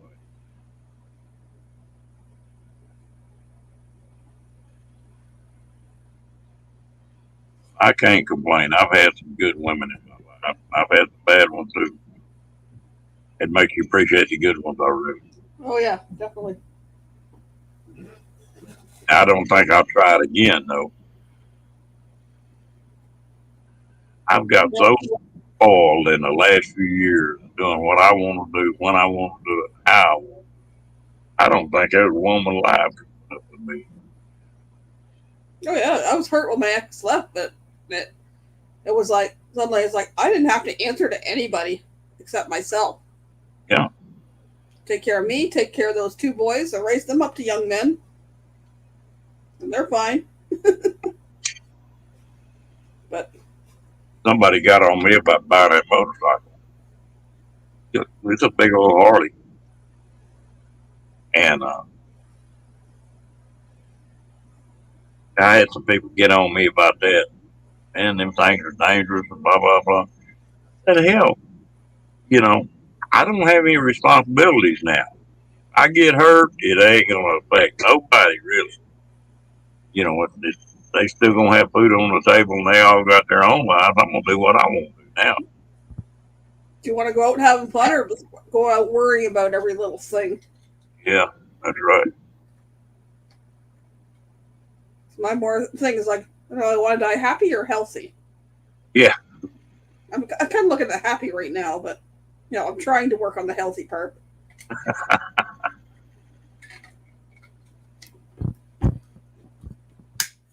Be Yeah, around, that's right. be around for my grandchildren if I ever have any. Mm. Well, I'm like Kathleen. You can run over walk across the street. Yeah, that happened to a doctor from our city.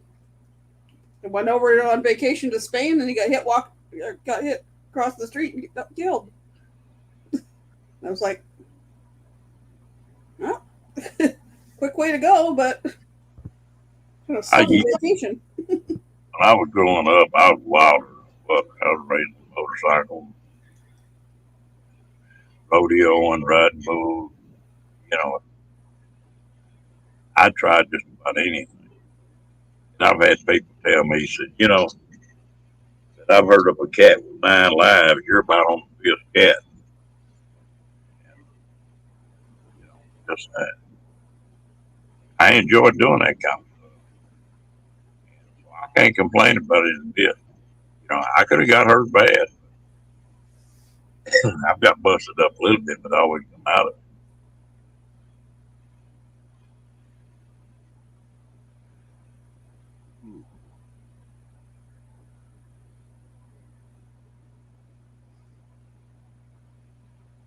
I tell you what, you can't get much worse than driving them damn old trucks or being Dave. That, I can't imagine. I had a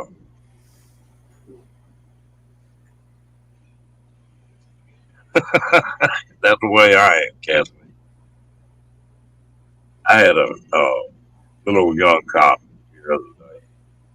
It's a, he was going with one of my buddy's daughters, and he was just crying and moaning. Said, "Yeah, I walk out of the house in the morning.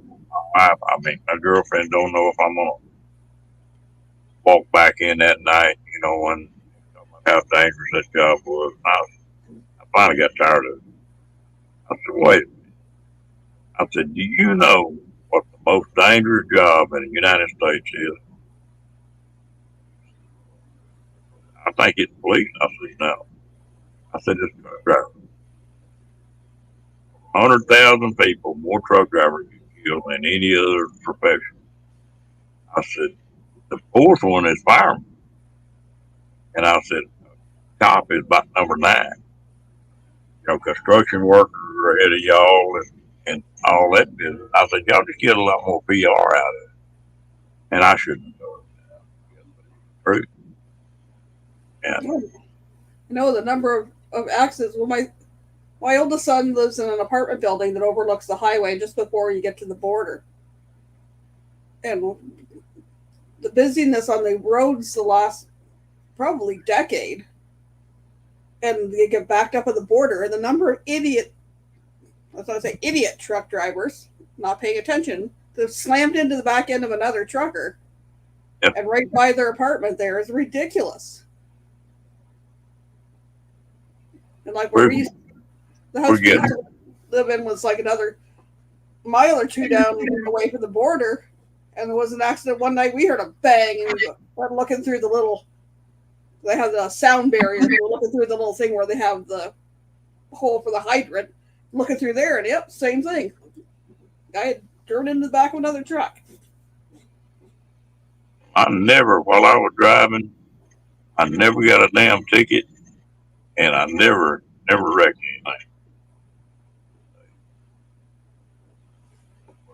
I might wreck one tomorrow, but I pretty well watch what I'm doing. And riding a motorcycle helped me. You ride a motorcycle and don't get hurt on one, you're pretty well riding like everybody's trying to run over you. You You ride don't them have to like, worry about yourself riding the motorcycle. You have to worry about the other idiots on the road. yeah, you got to figure they're going to try to run over you. And so that helped me driving. Uh,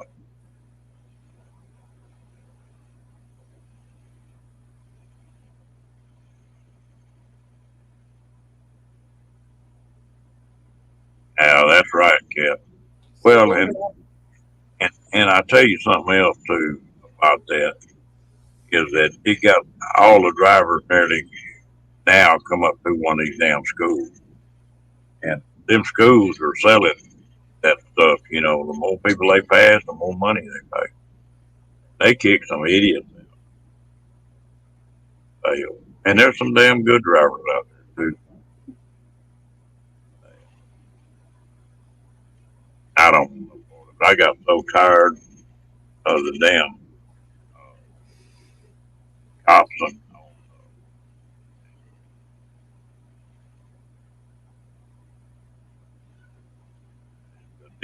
DOT cops. He got word you couldn't keep them happy. Damn laws changed. I just got tired of putting up with it. You know, it's funny. I go back to work right now. I mean, just make a phone call. That's all it takes. You got a good driving record. You got a CDL. You go to work just about anywhere.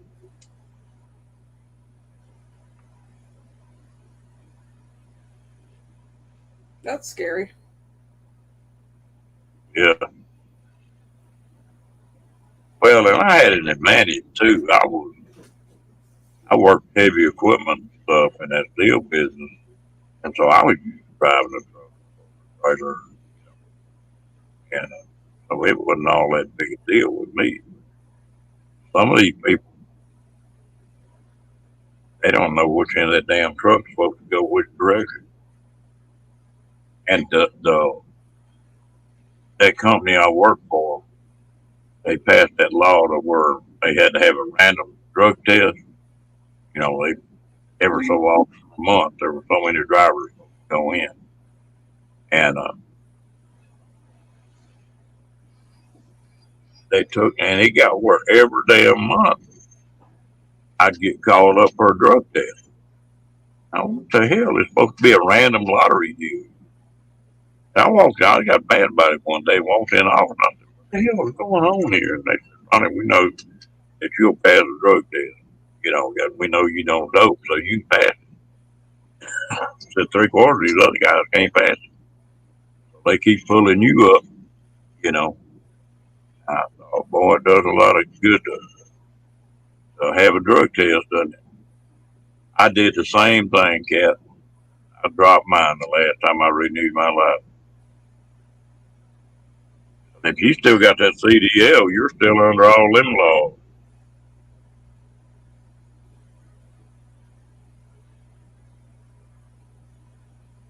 I saw a lot of country. I know Cat seen more than I have. I got to see some things I never would have seen otherwise.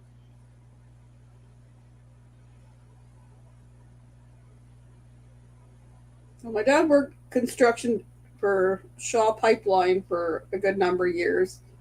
And then after we moved back here, he was still doing some out of town work, and then until he got almost killed in an accident.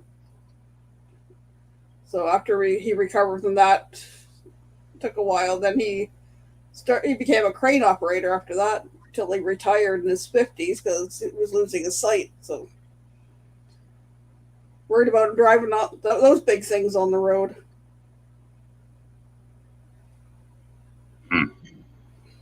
I tell you what, crane operators stressful job too. I was looking at that one time, and people that operate them big cranes, their life expectancy is about 50. You're sitting there just tensed up all day long. He was in his 50s when he had to take a retirement because he only had partial vision in one eye and it started losing it in the other eye, and was like, he had to quit before he killed somebody. Get different judging. Yeah, I can't. The guy giving you the signal to whatever it was. Knock somebody off something with the boom of the crane. Wouldn't be a. I'm like you, Cat. There's a lot of stories I could tell. Some of them you don't want to tell folks. I was driving for a company out of Elkhart, Indiana, pulling them travel. And the top 15 drivers, they would pull into the office. And you could really make good money because you were just going to the plant, maybe 10, 15 miles, and pull a trailer from there to the state. Well, you can make 25, 30 bucks doing that. And you can do it in 20 minutes. So you could wind up in town making 100 bucks. And but they were the top 10 were a real clicky deal, and they tried to keep anybody from getting up in that top notch. They tried to keep people up. Well, they didn't quite know how to handle me. So I tell them what I thought. One morning, they'd have a meeting at 7 o'clock every morning, all the drivers. And I walked up the meeting, and my wife and one of them looked at me and said, "Man, why are you so quiet this morning? You all quiet." Me and Sandra got into it last night. The old deal about putting a commode lid or up or putting it down. I said, she jumped on me and told me that you ain't never lived till you walk in there at 2 o'clock in the morning and sit down and fall in that damn commode. And I turned around and looked at her and said, "Ain't no way your ass would fit in that commode." And the fight was on then. That's when it started. And them drivers just scattered, man. Of course, she knew I was cutting up. Another one I used to do was, you go in them damn truck stop. Well, I'd always open the door for them. It's just the way I was raised. But after we got on the road all the time, I told her, I said, "Quit doing that." I said, "I want to walk in first. And if there's anything going on, I can take care of it before you get my way or you're in the middle." So we did that. Well, it got to be a joke. If we walked into a restaurant or something that there were a bunch of women in right there, I'd just point behind me and snap my finger, like I was telling her to get behind me. And god dang, you could see the hair stand up on the back of them gals. We walked in a little old truck stop, Cheyenne, Wyoming, called Antelope Truck Stop. They just opened it, and there wasn't but one guy in there, but there was about 4 or 5 women waiting. And I snapped my fingers and did that when we come walking in. And boy, them gals come, man. I sit there and listen to them for a minute. And of course, they knew I was kidding, but it still pissed them off. I turned around and looked at that other old truck driver in there, and I said, ever since we give them the damn right to vote, they think they good as we. God, them women come unglued, and that driver looked at me. He said, "Boy, you got a damn death wish. That's all I can say." We had a good time. We were always cutting up going on about something. I can imagine. Well, when you got two people that can cut up and they don't take something serious, you know, they know it's a joke, and funny, and so, What's the problem nowadays? People take things too serious. oh Lord, Get offended over the least little thing. I done got too damn old to change. I don't give a damn what they think of me. I guess I should. I don't. Nope, I got the I don't give a attitude anymore. I've had one like that for a pretty good while. It's me, you take me as you get what you get. You don't like it? Bye. There's the door. Don't let it hit you.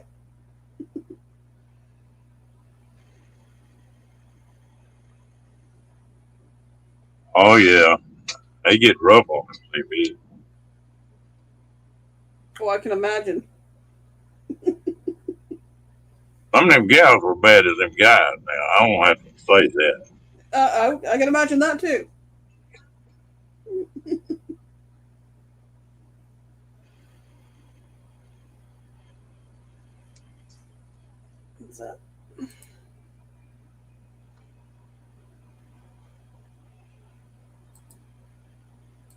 CB radios. I still like the CB. I haven't got one in my truck now, but I've been thinking about putting one back.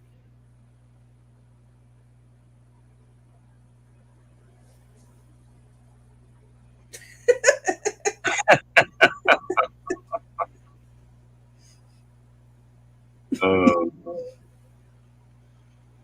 that's what it's all about, though. You got to have a good time. Yeah. Yeah.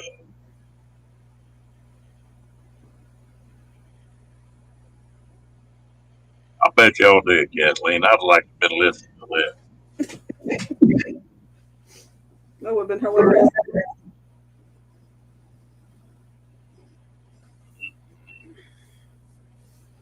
Well, I got an education pretty early in my life.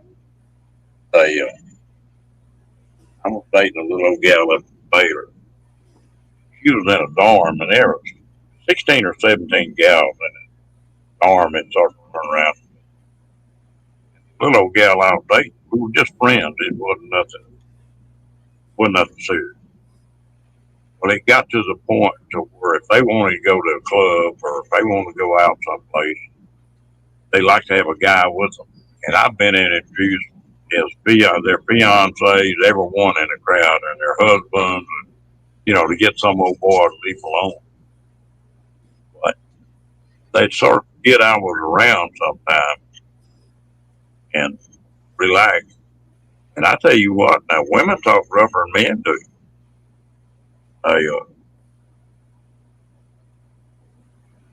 learned. I thought at that time I didn't think butter melt in a woman's mouth, but I learned pretty damn quick that wasn't true. Oh no, there's some pretty nasty ones out there.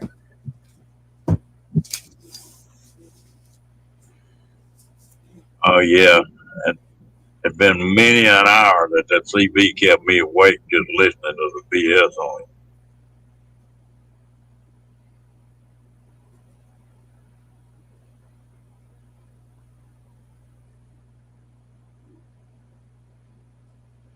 In the summertime, I was bad about driving at night. Because it's easier on the brakes and you're on tires. 2 or 3 o'clock in the morning when everybody's starting to get sort of sleepy and draggy, and you hear some BS on that TV. Ooh.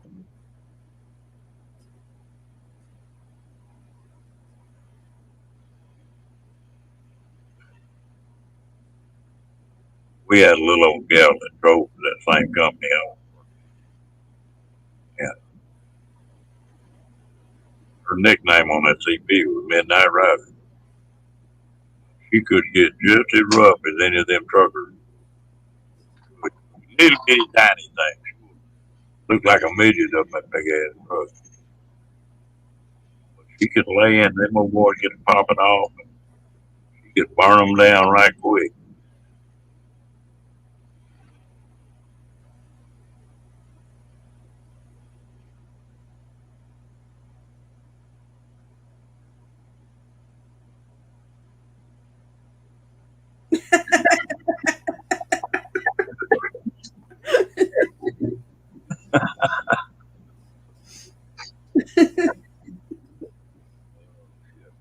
I've seen it the other way too, Kathleen.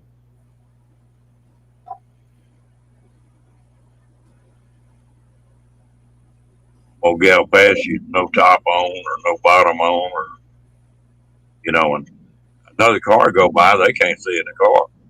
But from them trucks, you're sitting up high, so you can see right down in that car. I was just thinking the same thing myself. I've been on bus trips with, whether it be a school thing or whatever, and being up higher and get near some of the bigger cities and see what's going on down in the cars below. And it's like, oh my God. Yeah. I tell you what used to get me is you'd see some gal driving down the road and she might have her legs crossed and be sitting on them in the damn seat, or have her feet on the dash, or be putting lipstick and fingernail polish on, or reading a damn book. I don't fight it. I see a lot of that stuff, especially just outside of Toronto. Like rush hour traffic and it's stop and go, and these people are they got the book propped up here, and or she's doing her makeup, Yeah. or they're doing whatever. It's like, Bet really, you folks, had a ball that night. really.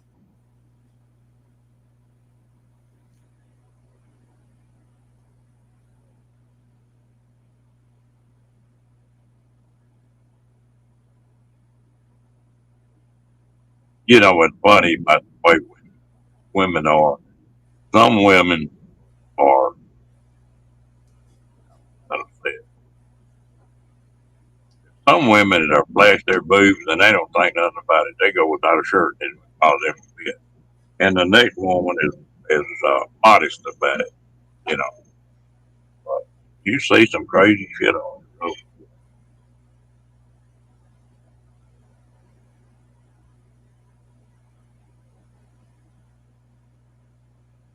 You'd be a very rich woman, Kathy. you know, seen that crap too. That's when you lay down on that damn horn and scare the shit out of Yep.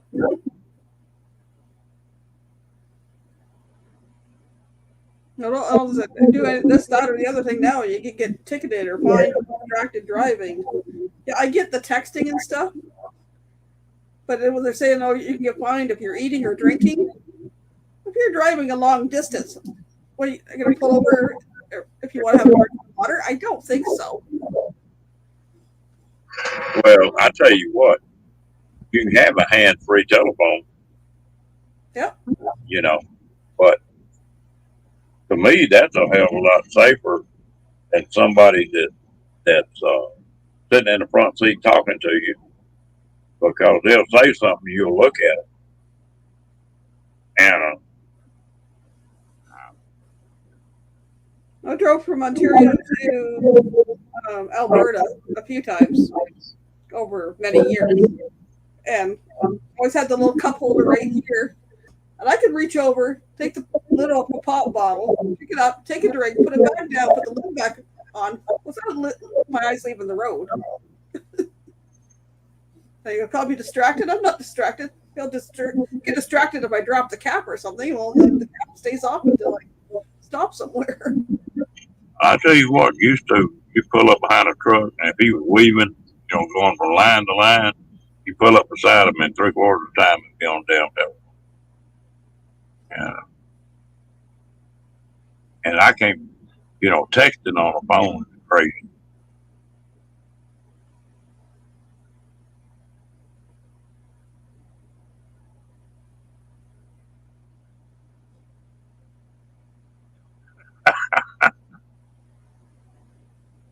Oh,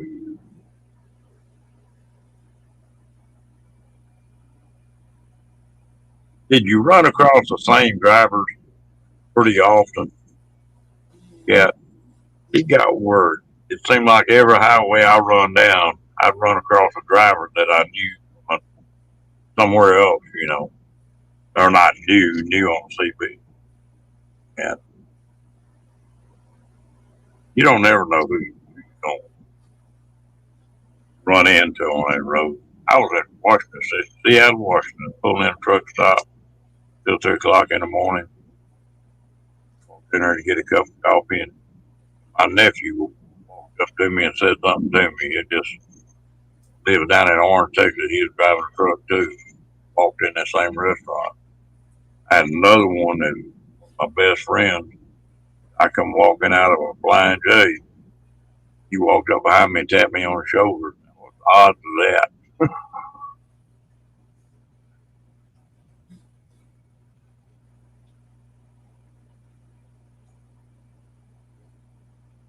Well, you got 3 kids, Michael? I have two boys that I gave birth to, and I have one I call my third son. He's my son's best friend, and he's been part of our family since he was since about 16 on. He's been really close to us to the point when I got my tattoo, I have his stone tattooed in my voice. I call him my third son, or my adopted son, or whatever. Or if he asks me, I'll say, "Yeah, I have 3 boys." I You said, wanted three. Only had two, but you said you were adopted. I was adopted when I was 2 months old. My sister and my brother were both adopted. They got my brother. He was older than me, and then I think it happens a lot. They adopted him.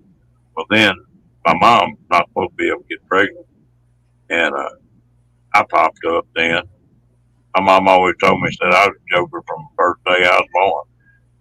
And then they adopted my sister a couple years later. And that happens if people are trying so hard, and then they give up and they do adoption. And when they give up, not trying so hard, surprise! Yep. And I got a friend of mine that's a doctor. That's what he does. He takes care of the kind of fertility doctor or something. I don't know what his title is. But he said if everything don't work, try everything in the world, to send them on about a 3 week cruise. In that little old bitty room, said they're gonna eventually get around to getting exposed. He said he's had more of them come back pregnant off cruise ships than he had all the stuff he did in the hospital. But me and my brother weren't real close, but he was 7 or 8 years old. I mean, we were close, just not real close. Me and my sister 2 years apart, and we've always been really tight.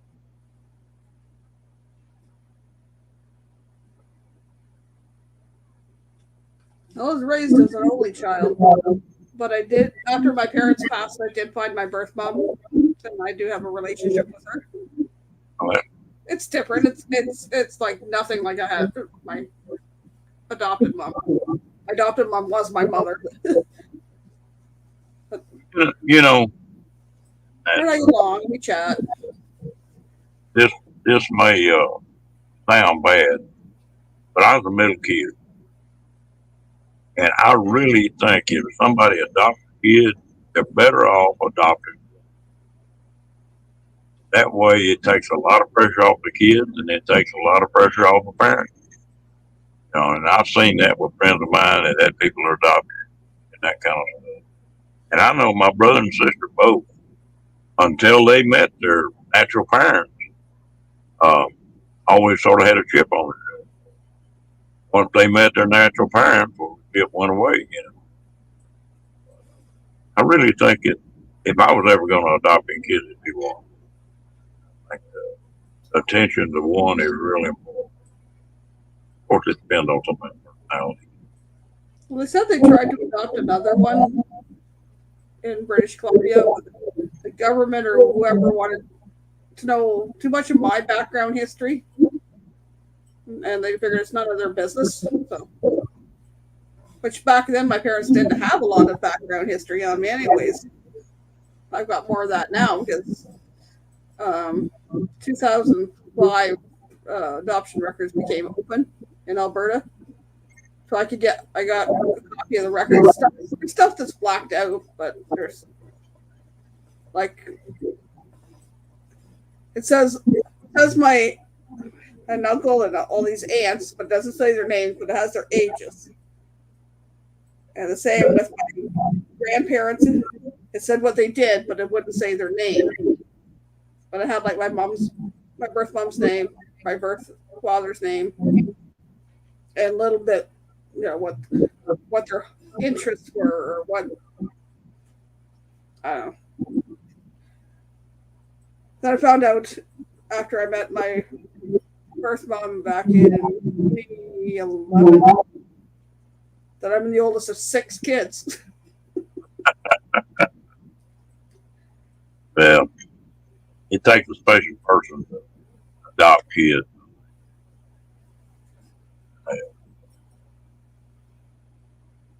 I tell you what, it probably wouldn't have bothered me at all not to have any kids.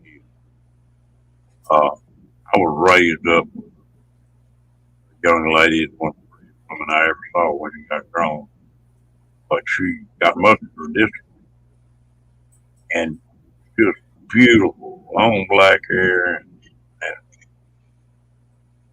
blue-eyed, but she never got any older than 9 years old, and we stayed friends until after. That always scared the shit out of me about having kids. I didn't care if it's a boy or a girl. I just wanted it to be healthy. That scared me. Every time somebody gets pregnant, they're taking a chance, Oh yeah. and I guess it's a good thing I was married to the women I was married to. Their idea of having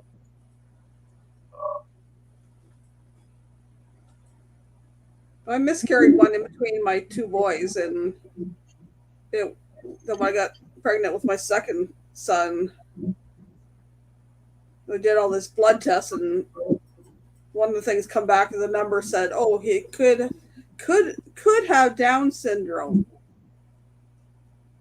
but it was like the only way we can find out for sure is do amniocentesis, where they put a needle in and take some of the amniotic fluid out. But that risks another miscarriage. Well, I had it done because my ex says I'm not spending the rest of my life raising some kid. Yeah, Turns out he was perfectly fine. If the numbers had been just a few more off, they wouldn't have even bothered calling me. So, like, why do you put me through all this stuff, anyways? But it was like, well, what if there were some cells still left in the body after I had miscarried one? Maybe that one was not the healthy one. That's why I lost it or something. I don't know. But when I'm old as you are, but when I was growing up, you didn't see autistic kids. That was very unusual.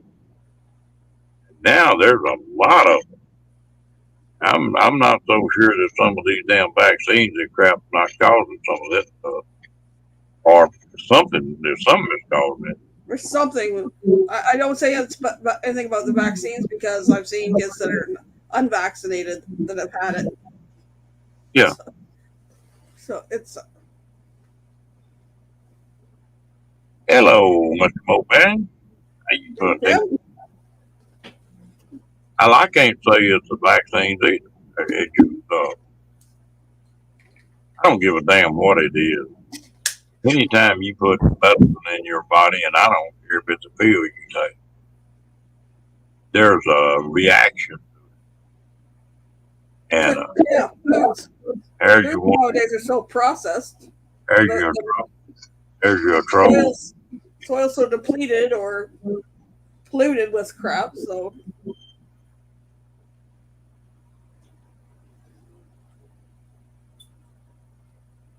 somebody got him.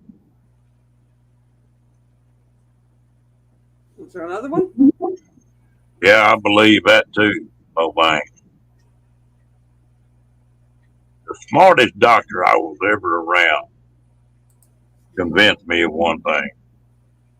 And we got to talking one night about smoking and drinking and, what makes you live longer and shorter. He told me, he says, I can tell you how to live up to your potential. He said, now, everybody got a lifespan. And said, I can't tell you how to lengthen that out. But said, there's some people that are going to live to their 50 years old. If they do everything right, that's as long as they're going to live. And some going to live to 90. But he said, the secret to it, he said, the worst thing that ever happened to the health of the people in the United States was refrigeration. That back in the old days, that your body is built to eat corn as long as it's in season, and then you didn't eat any for a year. And to eat peaches, and you loaded up on them, but then your body cleared out what it was. And said, now, said, you look at what you eat this week and what you eat 6 months from now for a week, what you eat a year from now for a week, said 90% of it will be the same thing. And that's true.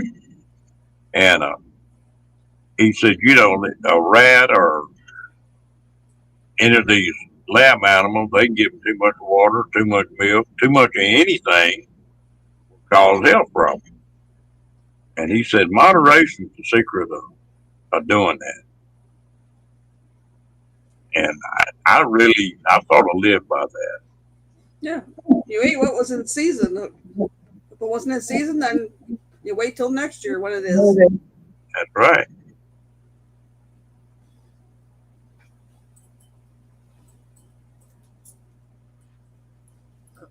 And I was always convinced that's probably the reason. Well, people aren't supposed to drink cow's milk, but I figured it's part of the reason I got lactose intolerance. Wasn't just the milk I had problems with, but later on I had problems with the beef as well. Well, it's like, okay, well, what are they sticking in this meat and stuff? It just there's a lot to that. He was talking about drinking. He said, that 1 or 2 drinks a day probably supposed to make you live like 5 years longer. That 3 or 4 drinks a day is supposed to cut 5 years off your life. But same deal.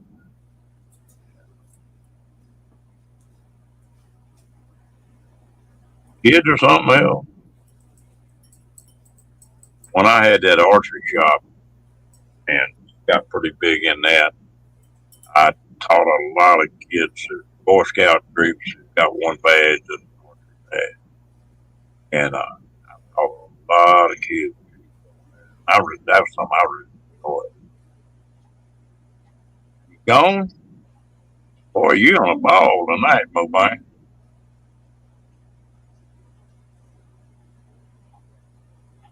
I'm with you on that one, Kathleen. Reading an ingredients list, you can't pronounce half of it. It's like it comes down to taco seasoning. I make my own taco seasoning. I was looking at the package yesterday when my aunt was buying her dinner last night, and it's like, I can't pronounce half of these words. And it says spices. Well, what spices? Along with all these other words you can't pronounce. Like, I know what's in my taco seasoning. It's got oregano, it's got cayenne, it's got cumin, coriander, garlic powder, oregano. I can pronounce all those. And I can make it spicy or unspicy by adjusting the amount of cayenne in it. My spelling's got to be the worst in the world. And I can't type with that left hand because the thumb messed up. And so I'll get in a hurry typing with just one hand, I'll be getting the wrong thing. And my fingers are big. It's pretty easy to hit 2 or 3 keys at a time. I have more problems with this computer than I did the last one. Because this one's got the number keypad on the side. My other one didn't. So it squished everything over. So half the time I go to hit backspace, I'm hitting the number lock, or I go to hit like an apostrophe and I'm hitting the enter thing, and I was like, I wasn't done typing that. So I get a comment, I've got typed half the line here, and then I've got to type the rest of it, but then there's 2 other comments that's maybe in between, and then finally the rest of my sentence. I'm like, it's crazy. Him was talking about the GMO food. It's just like, I can eat a salad, go to a restaurant and eat a salad or buy one, and in about 2 hours you're hungry again. It fills you up right then. But I've got a little spot out here that I plant just as thick as you plant it. Lettuce and 2 or 3 different kinds of lettuce and spinach, Swiss. And I just go out there and take a pair of scissors and just cut a salad right quick. And it's amazing the difference. Just taking that fresh salad. Yep. That's heritage. It's a heritage type salad, so it doesn't have any GMO. You can eat that stuff and you'll be full for 3 or 4 hours. You don't get hungry again. And it just no, it sure doesn't, Cat. We did spinach and romaine last year, along with some other stuff. But yeah, it was nice to go pick some fresh lettuce or cut off a thing of romaine and make a Caesar salad that tastes a heck of a lot better than that bag stuff you buy at the store. I got hold of some lettuce one year, and it was hot. I said, and I never have been able to find any more of them. But it was a type of lettuce, but I can't find the name to it. But I had some oregano one year that was a hot and spicy oregano. That was. yeah, we went in, me and that buddy of mine, we went in and took a rotiller and goes on a tractor and turned up about a half acre. And we run 3 or 4 times with that rotiller. It's just like powder now. And during the week, we'll plant there. I sure do like that food how they grow.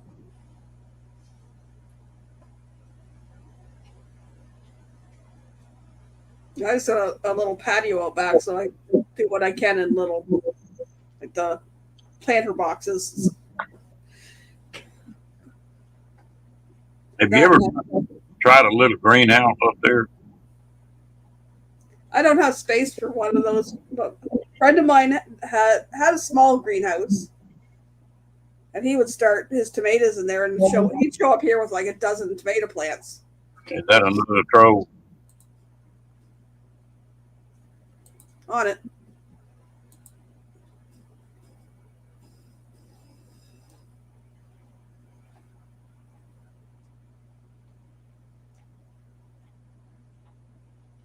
Got him. Kathleen said you got him too. Hope he's still gone.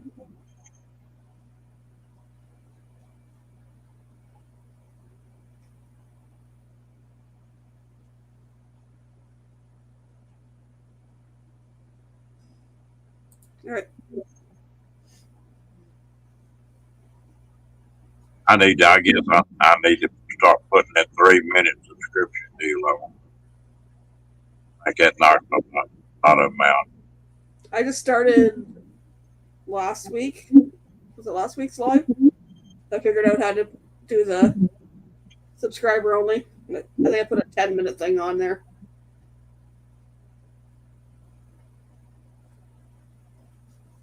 Yeah. And I didn't have any after that.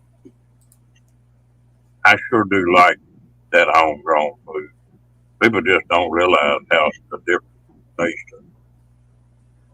Do you like fried yellow squash or that kind of stuff?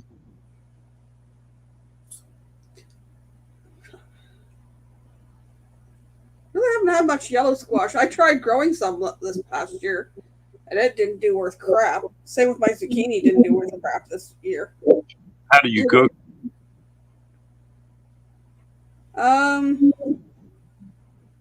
I've grilled my zucchini before, or cut it up and put it in stuff.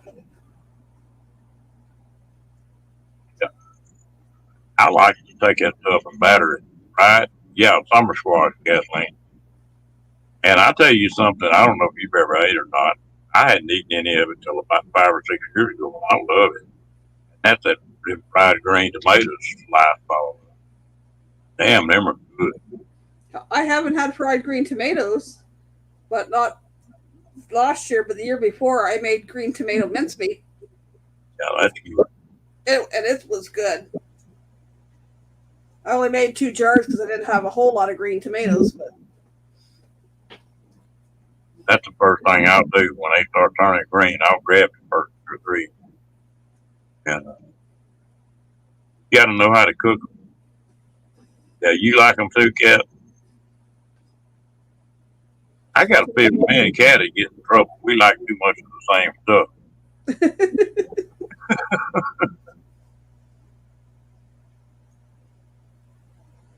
I haven't.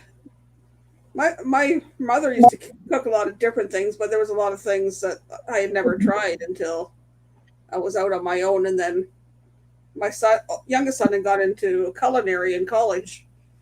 I ended up dropping out, but he cooked a lot of different things, and I've tried different things and find out what I like and what I don't like. Well, you know, until my wife died, I don't like to cook. That's not my ball game. Now, I've never tasted that, Kathleen, but I I can cook and I'm pretty decent at it, but I don't like it. You know, it's not something I enjoy doing. I just cook to stay alive, I guess. So both of my boys can cook. I started them when they were probably about 10 years old, doing things like scrambled eggs or grilled cheese or things like that.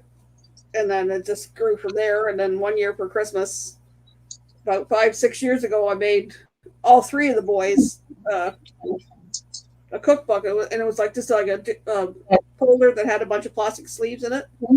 So I put the recipes all printed in the sleeves, so it stays clean. But using it, but it was all the recipes like that they enjoyed that I cooked, and I put out the easy steps for them and stuff. But my boys can cook. One thing I'm proud of. That is good to know. Well, I knew how, but I just didn't like it. And Kathleen, have you ever, you know, these Mustang grapes? Have you ever made a green grape pie?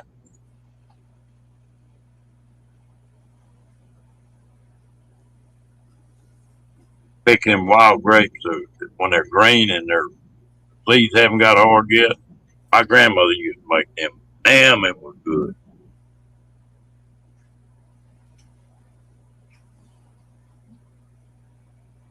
I don't know where she's at. They might not have wild grapes up there. I don't know. Down here, you go out in the country, on country roads, and there'll be wild grapes everywhere, on all them trees on them fence roads.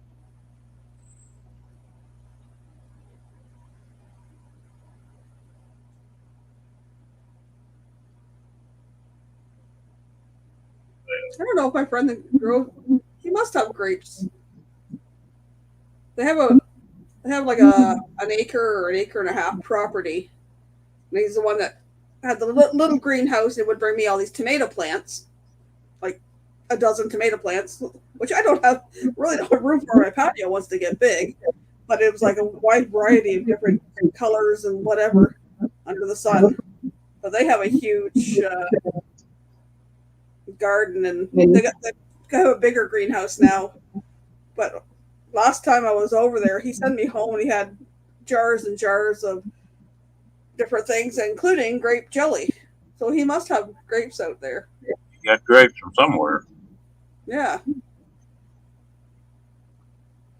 I have to check next time I go out, probably in the spring or early summer. Do you like okra? Not me.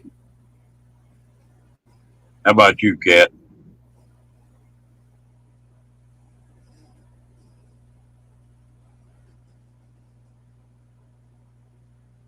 I've seen one of the channels I follow, a guy from Florida, had all these big planter boxes out, and he planted okra, and it went crazy last year. Like every time they turn around, he was harvesting. I'll eat okra, fried okra,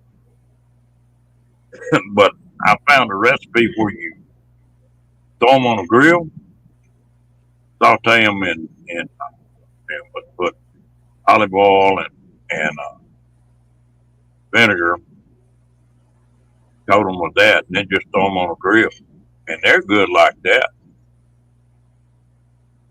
Hello, G, how you doing? But my main thing on okra is I like to pickle it. I've got a recipe. You can pickle that okra, and it's just as crisp. It's like biting a real crisp dill pickle off, and it got a real good flavor to it, and it's not slimy at all. Takes all that out of it. Interesting. My buddy don't like okra at all. I'll take him a jar of that pickle okra over there, and they last about 30 minutes. I'm crazy about dill pickles, but the dill pickles have to be crisp too. I don't like mushy, soft ones. They have to be crisp. My grandmother could make dill pickles better than anybody I ever saw. But I think they were salt dill, something like that. But they were crisp. You could break one half in two and it's half. Oh, I worked in the doctor's office. One of our mums brought us in a jar of dill pickles that she made, and they were the best homemade ones I'd ever tried it. It's like I still have her on Facebook. I should ask her if I can get a recipe and try it. Well, these dill here, they're not hard to do. Just use them about when they're about 3 inches long, 3 or 4 inches long, and they're just as crisp, and they've got a really good flavor with it. I need to find that recipe again. Last year they didn't do too good. I like them on that grill too. And it was funny.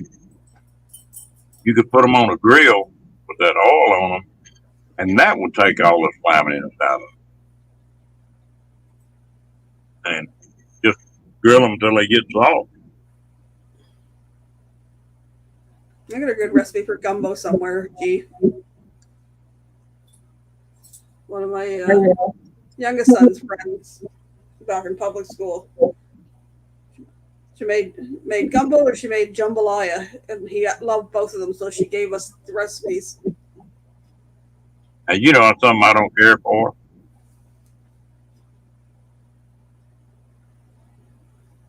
I don't know, jambalaya it's sort of like the okra to me.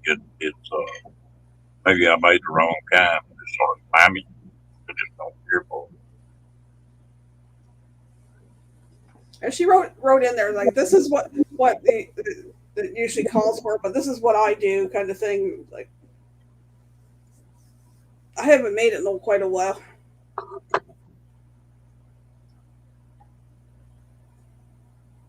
Oh, I've got the recipe for it, Kathleen.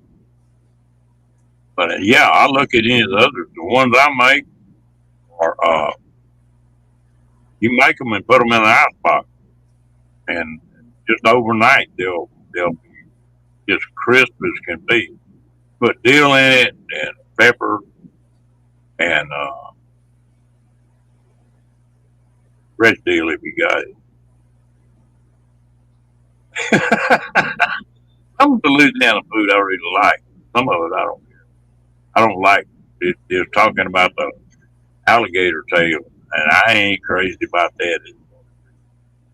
Here for it. Garball good. Garball is a deal like land that it's like a hush puppy, but it's got ground meat in it, stuff, and it's deep fried.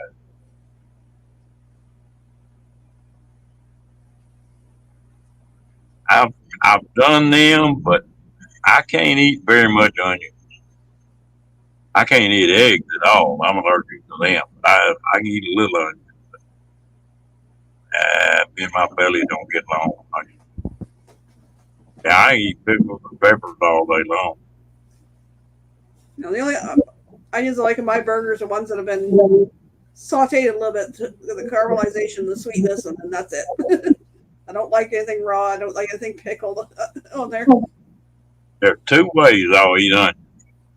One of them is a pot of pinto beans, and I like a ring onion with that. For some reason, it doesn't bother me when I do that. And the other thing is funny. I'll order a cheeseburger or something, cut the onions, and then order onion rings. If they're real crisp, I like them. But now they've got to be done. Onion rings, they have to be like the beer battered ones. I do not like the breaded ones. I've ate them before, but I think that onions made me sick so many years that I just got where I didn't like them. I didn't like them when I was younger, but I had a mother that's like, you eat what's put on the table. Yeah. You try a little bit of everything, so I acquired a taste for most things. I will try most things before I say no. I use a lot of garlic. I like fresh garlic. Garlic's good. I put garlic in a lot of things. Put it in my roast tonight or last night. I tell you what, you're gonna make me hungry. I might go make me a sandwich or something. I sure did. I brought that bread maker here the other day, and I've enjoyed that thing. It ain't nothing to make a loaf of bread in that bread maker. Never tried that. And my mom had one that was my cousin's wife's. And I ended up giving it back to them. Oh, I'll never use that. And I'm like, I wish I hadn't now, but When we had that bad ice storm down here, I had everything I needed. I did just anything. But that went on for about 2 weeks.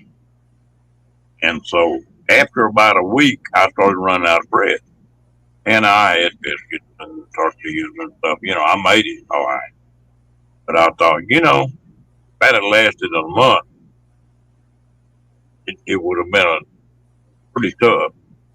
So I got to look around and bought that bread and throw all the junk in it and walk off and leave it. You just put the ingredients in there, and that's all you do. It mixes it, eats it, rises it, does the whole damn 9 yards. Yeah, fresh bread, a little bit of butter or a little bit of jam on it. That's not bad. Bread when it's still hot. In fact, I ordered a deal from Amazon tonight.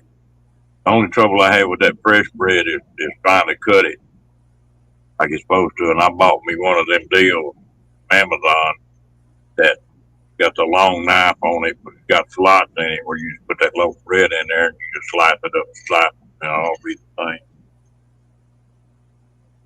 But I like cornbread too. my mom's father made the best bread I had ever tasted. He'd make all kinds of different ones.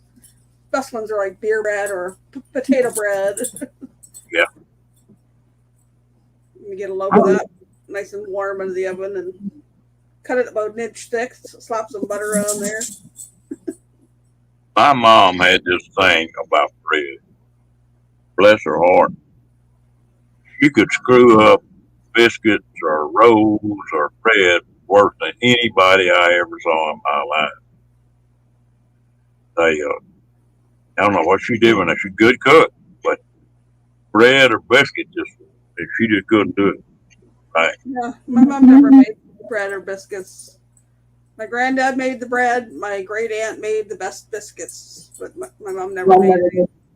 She could bake other stuff. She made the best fruitcake ever. And I haven't had a fruitcake in years. Because all I want is about 1 or 2 slices of it. It has to be moist. It can't And be dry. I tell you something I like, and I can eat my weight in them, and it's used to see the recipe on this pet milk deal on that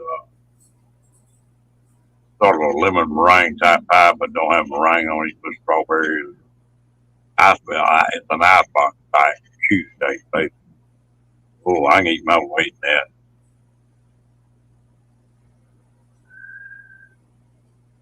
But I tell you what I'm bad about, and I'm like yesterday, I decided I wanted some spaghetti. I messed around and cut a couple slices of bread off, made some garlic toast, and made me a pot of spaghetti. And but then, hell, I think I ate it 3 times or 4 times, because it takes so much, about 3 or 4 people. And I don't mind eating leftovers. I've heard of him, Kathleen. I think B told me about that channel.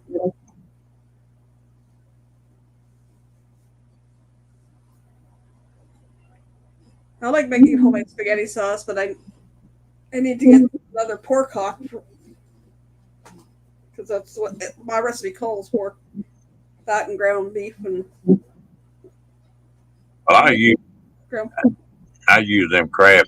It's got the foods and the sauce and all that. Yeah.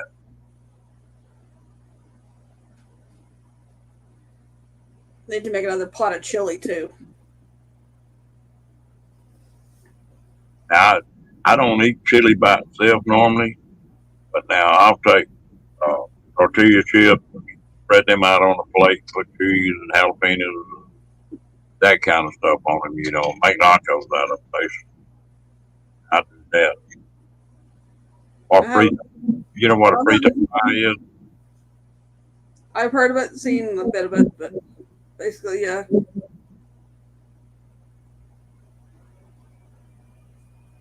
If I have chili, I either have to have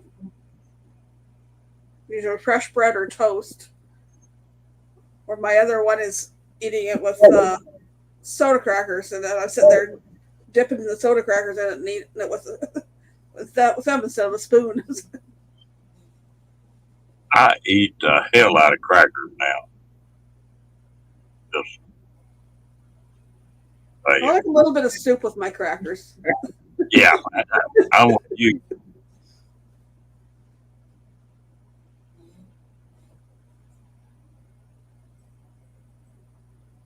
I tell you what, I like the frito pies. You know what that is, Kathleen? Tell you a funny story about that in a minute. So used to, frito packages were different than they are now. They were bigger than these little individual packages, but Oh they yeah. weren't big. And down here, they'd take split the top of a package of Fritos, just split it open, and put onions and chili and stuff in it, just right on top of them Fritos. You just eat it out of the bag. Now it was just right because there's enough Fritos and stuff. But I still make that every that's a, when I go fishing or kayaking, I'm pretty bad about making Frito pies because they're so easy. I'll be right back. I gotta let the dog out. All right.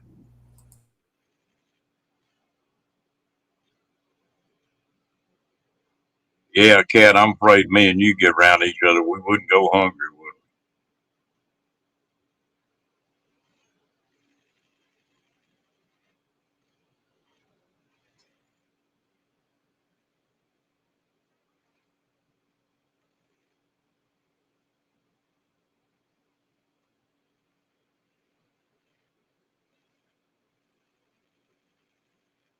we? Yeah, I bet that is. Do you like cornbread?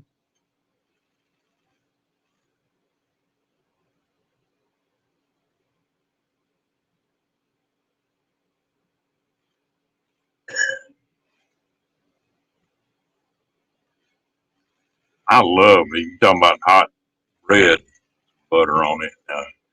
Make a deal of cornbread, and put some fresh butter on that thing, good and warm. Ooh. But now I like salty cornbread. I don't like it sweet. It's hard to find that. You like it salty or sweet? Yeah,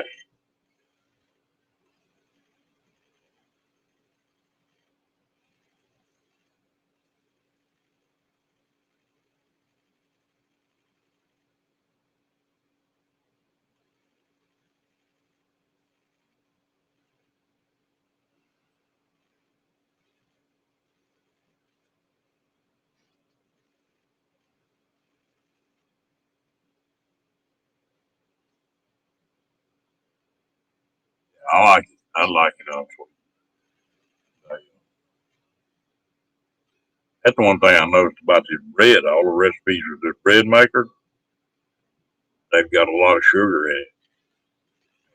Cut that sugar down to about a third of what they say. It tastes a lot better to me.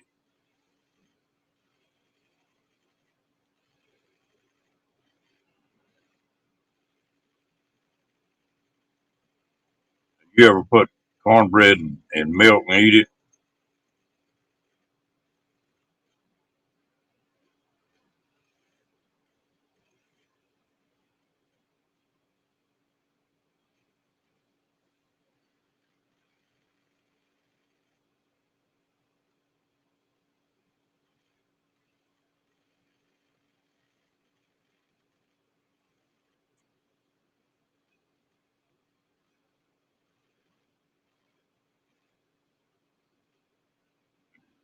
Yeah.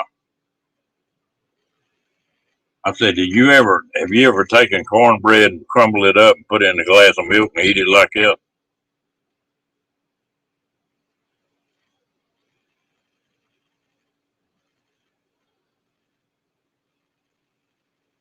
Why, hello, Miss Janice. How you doing?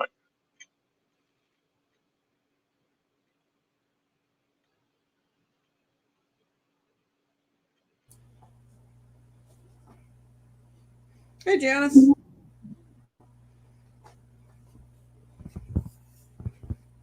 Well, I tell you what, I might be in trouble in here with three good-looking women.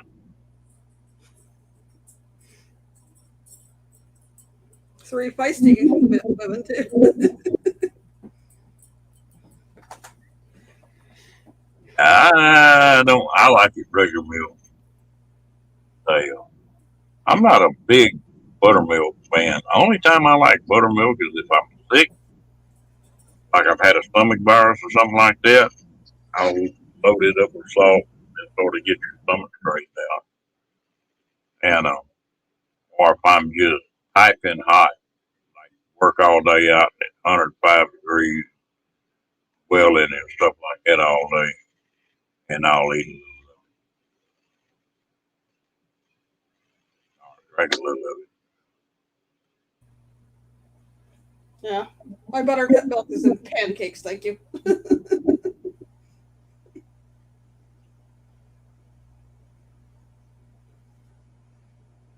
I know when we were camping, we used to make walking tacos using the Doritos, bags of the Doritos, and then throw all the taco ingredients in there.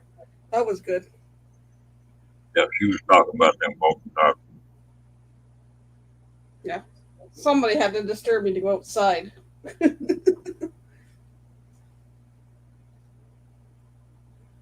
Are y'all raised bison cattle?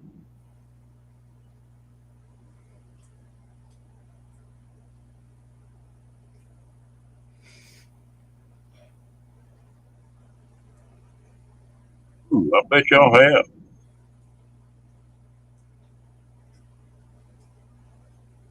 Are they worried about the waves in Australia, or is it for enough away not to affect y'all?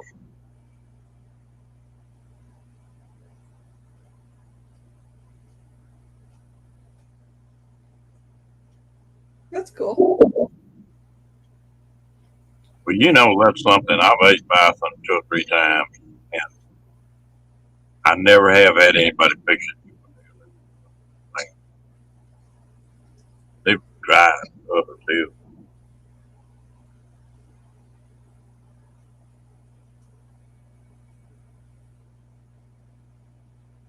I follow a channel that raises bison.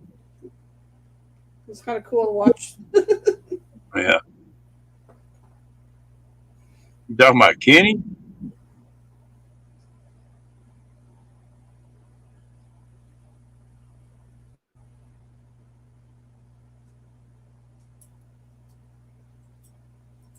They claim it. If somebody knows how to fix it, they claim it.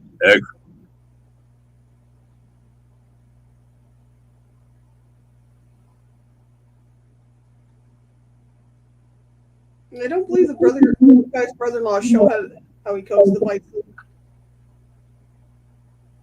I followed one channel, then his brother-in-law has the bison, but the channel I follow,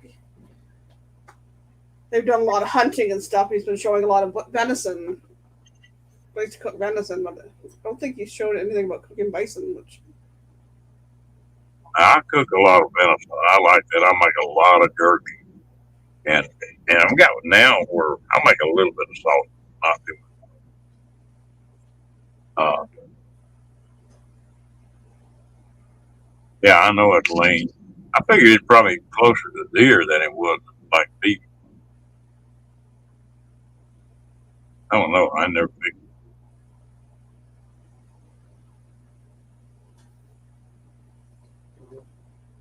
You cook it slow or fast? Yeah.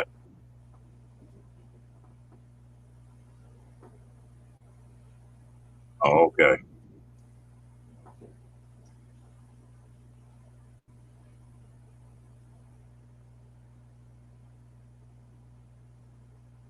I was said something about this a while ago. There's a channel that little couple from Texas is gone with the wind. They were in New Zealand, and well, they were in Tonga first, and then went to New Zealand.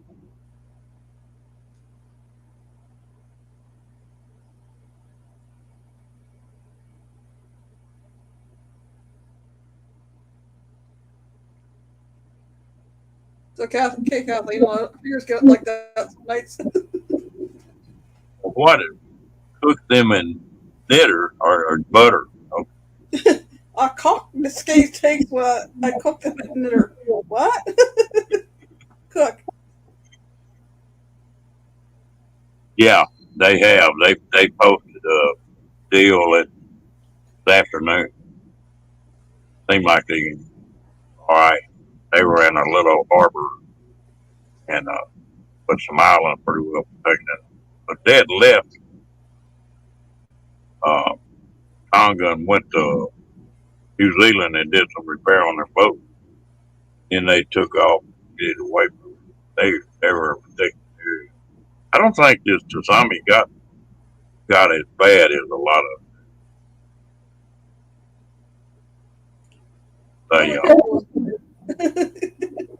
they they, I think they said the waves were 2.5 a meter and a half to 2 meters. That's 6 foot wave. I mean that's pretty good size wave. But they claimed the surge was hitting everything in the damn Yeah. ocean coming up.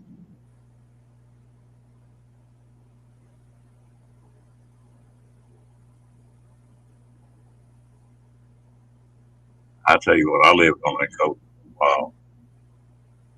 And you're just gonna have storms if you live on the coast.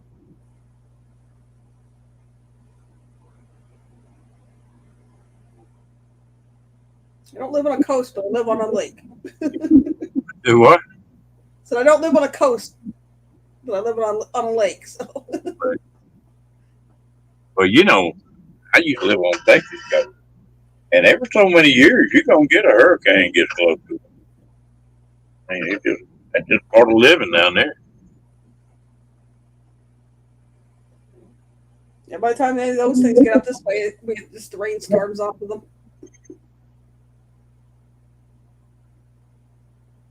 You on the Great Lakes or you on Yeah, I'm on Lake Huron. get the good old Lake effect no too then, huh? Yeah, I was just trying to remember one hurricane, and by the time it curled up into wherever, we got a bit of a rainstorm, but we still got some wind, and it blew in my shed doors on my aluminum shed. It was like, that's weird. Well, you know, sometimes Kathleen, them tsunamis can be up to 30 feet tall. Yeah, it's a pretty scary one.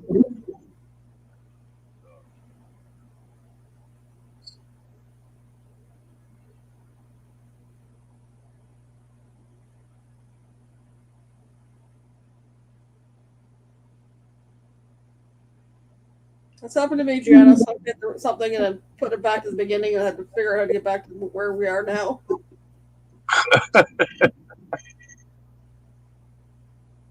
Damn, I don't know how long we've been on here. 3 hours. Huh?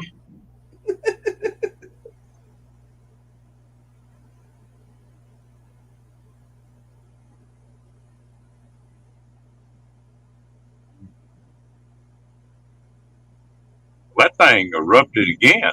It's second time. I don't know if it was as stout or stouter. Hadn't heard that, but they said it erupted again about 24 hours later.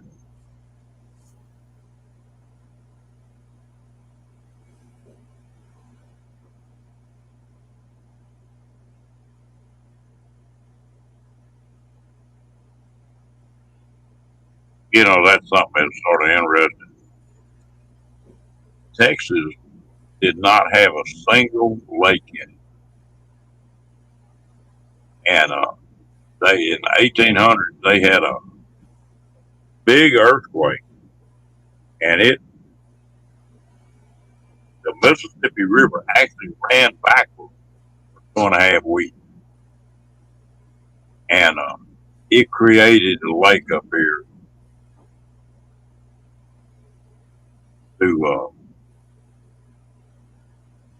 I think the name of the lake, but that's the only natural lake in the state of Texas. Now we got lakes everywhere. They built the dams. That's all right. Alaska's the only state that got more surface acres of water than Texas. I know I saw some video at Tonga.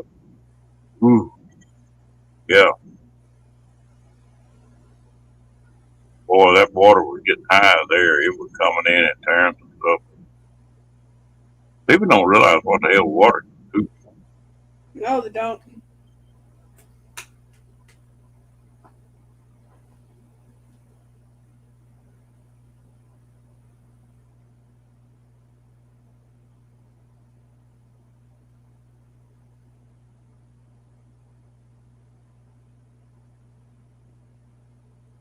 Yeah, no internet, no phone, no nothing.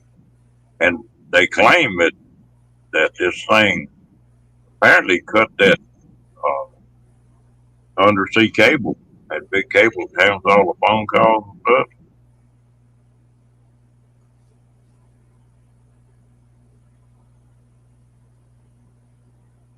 Yeah, well, that deal in Mississippi, there were 3 or 4 uh, in paddle wheeler riverboats, and uh,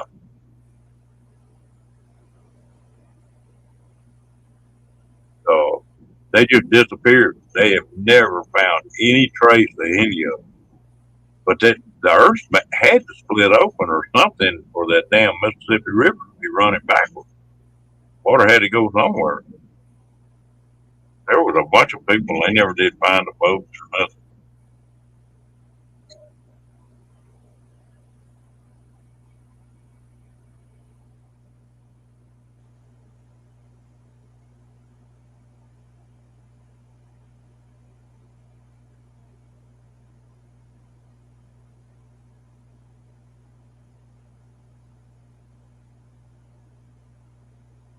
Yeah, well, if that volcano erupted again, they ain't no telling what they got on the second.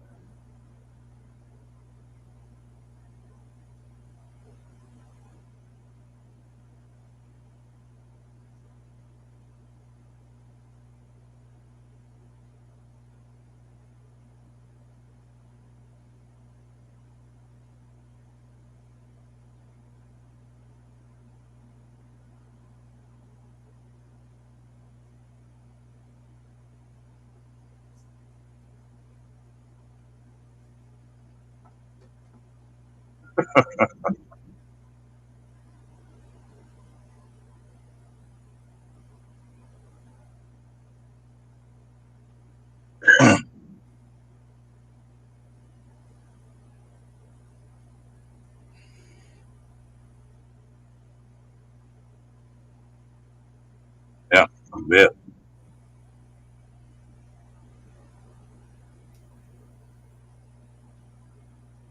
You know, people don't realize how important water.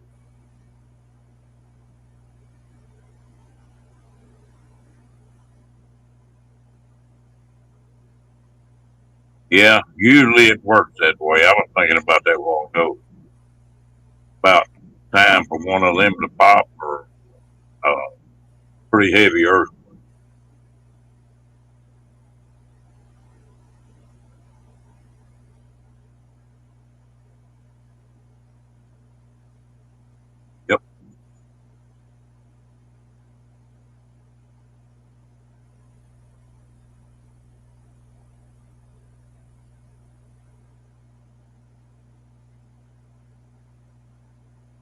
I had a friend of mine that worked for Red Cross all his life.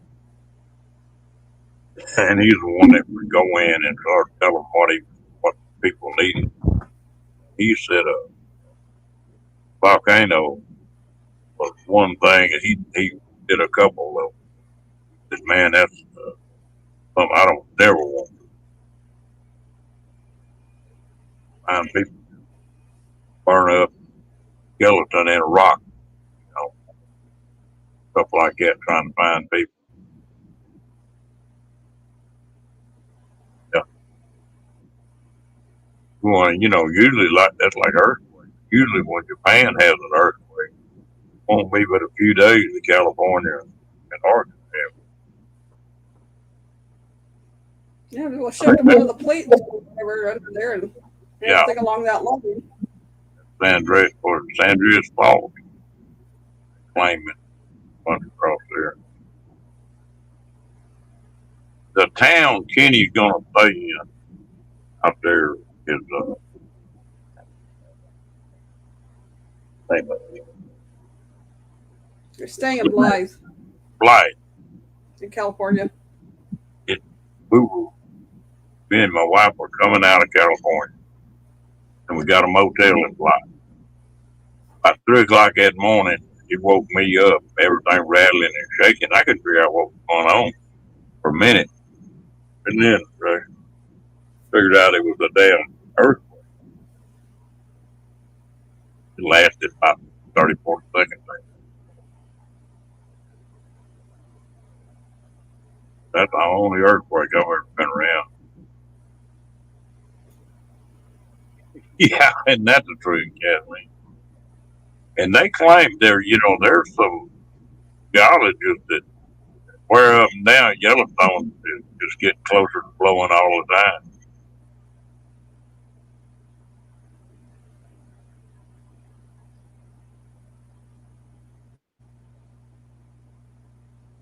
And just look at what effect Mount St. Helens had on it.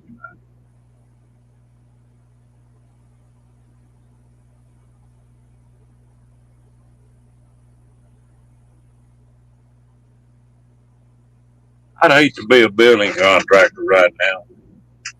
All them fires and burning up all them homes and stuff. They just think lumber was high before. It's fixing to really get high. Oh yeah. You take 1,000 houses burnt and slapped to the ground. That was just one fire. There were two of them. Oh, like was it last summer? The one town in British Columbia that had their highest recorded temperature, and then within 24 hours, the whole town burned down in a wildfire. Yeah.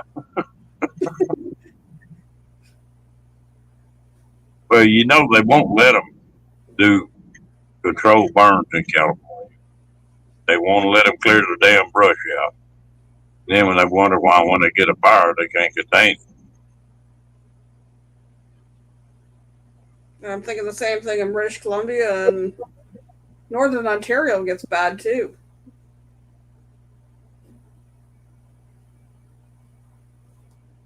There was I like history, reading about it.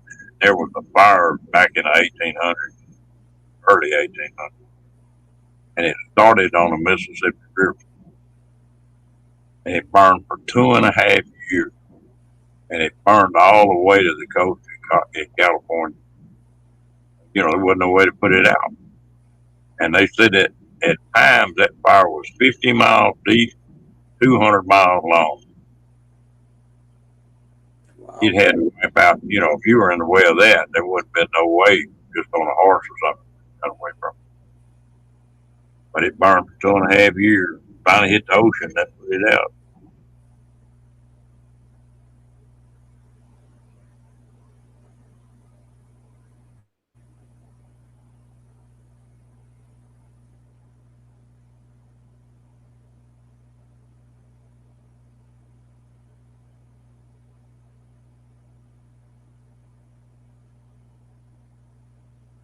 This damn COVID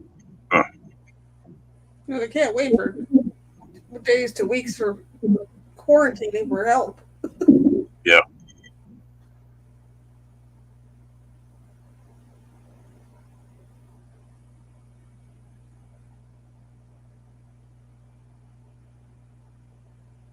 My ex-son-in-law, one of them firefighting team.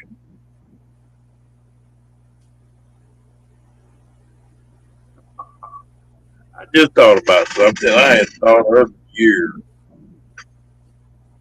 What's that? I was a medic in the Army. But when we were in medical training, they had a big wildfire right on the California border. And it was big enough that they picked a bunch of us medics up and flew us out there and set aid stations up and all that, guys fighting the fire. But we kept getting these guys coming in, man, and they were just bonkers. You know, too much smoke, or that's what we thought it was at first. And then we got to noticing they'd lay around there for about 3 or 4 hours and then it'd be fine. We kept doing it. Finally, I talked to one of them firemen. I said, what in the hell is going on? Well, somebody had went in there and planted marijuana in them open places up in the mountain. And then firefighters were getting into that smoke, you know, fighting that fire, and they just getting wiped out. This is a bonkers. I thought, there's burning weed out there. Yeah. There's just acres on top of acres of it burning.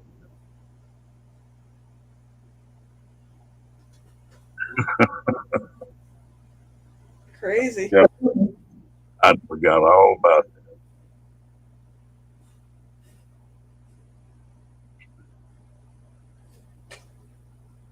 But other people be sitting there thinking, "Oh, what a waste of good weed." I don't think it's going to be long that stuff's going to be legal over the United States. They might as well. It's legal here. Is it legal there? Oh yeah, it has been for at least a couple of years. Yeah. Although we got dispensaries on like every other corner, becoming like corner stores. Well, let's see. California's that way. You say Canada's that way. All the provinces that way, or just where I you? believe so. And then let's see, Colorado legal. I don't know. I don't know. I think there's 8 or 10 states in the United States legal. Cannabis became legal in Canada for both recreational and medicinal purposes. October 17th, 2018.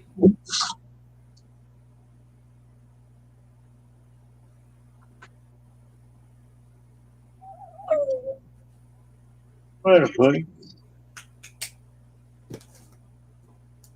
Became legal, but it was still hard to get because there was only a few dispensaries, and most of them were on native territory. That's the way it is in Texas. Yeah. I think it's under an ounce. Just $50 fine.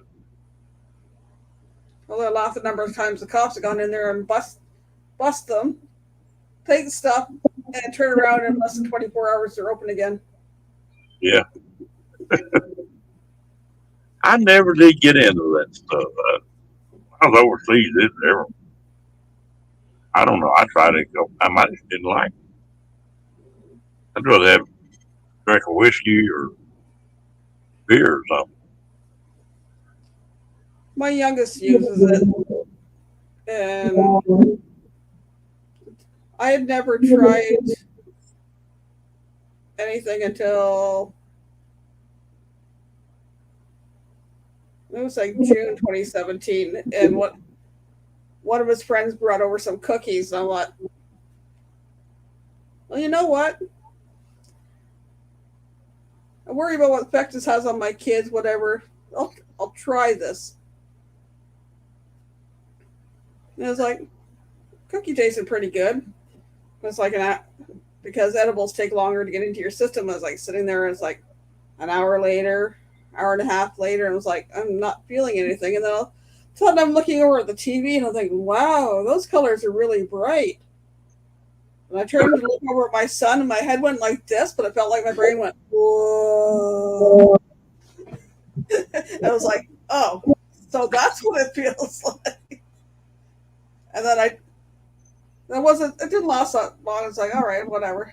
I tried some edibles a couple other times, and there was probably much more concentrate in those, and I did not like the way I felt after it. So it's like, nope, no, thank you. I can say I've tried it, but no. I've always been a control freak. Even when I used to drink heavy, I never drank more than I could handle. And I could tell when I was getting enough. I drank pretty heavy back then. And I think that's the reason I didn't get into it. And then I saw what happened. A lot of them there, they get to smoking that weed and smoking that, mixing opium, smoking that. They have them opium dens over there.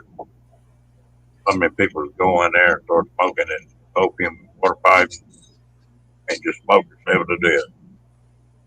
They right there, and every time they come to, just hit another stick on that pipe.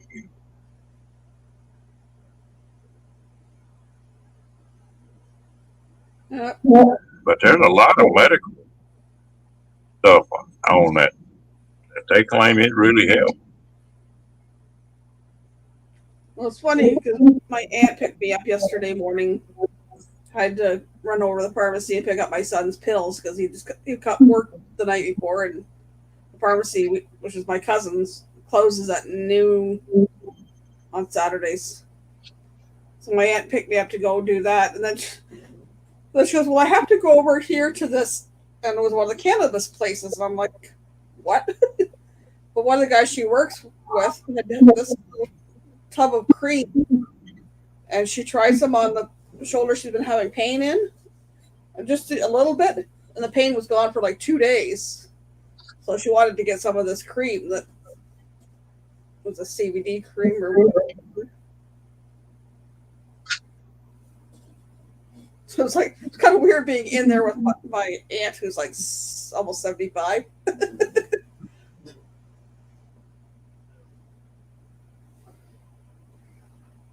I tell you what, there's some crazy laws on that stuff in Texas. Now, if you got just a small amount, like say it's a traffic ticket, but if it's an eatable like that cookie or gummy bears or something like that, it's a felony. That don't make no damn sense, but it's go that way. But if you ever smell it one time, you won't never. You'll know what it is from now on, Janet. Got a distinct smell to it. It definitely does. It's like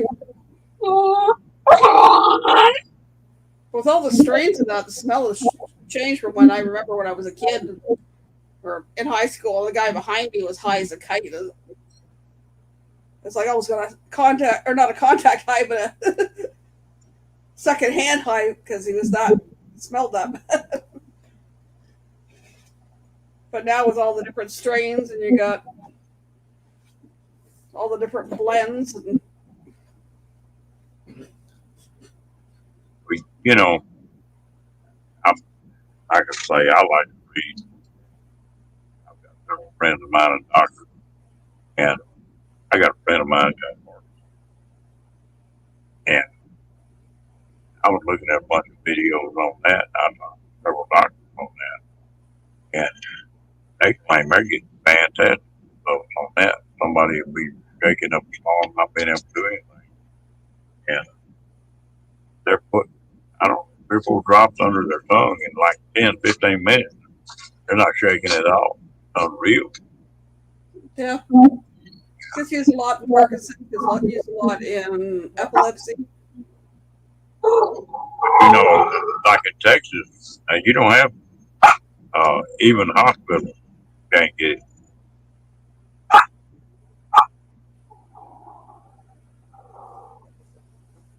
Oh yeah. Who are than that? What do you want? Got a lot to say.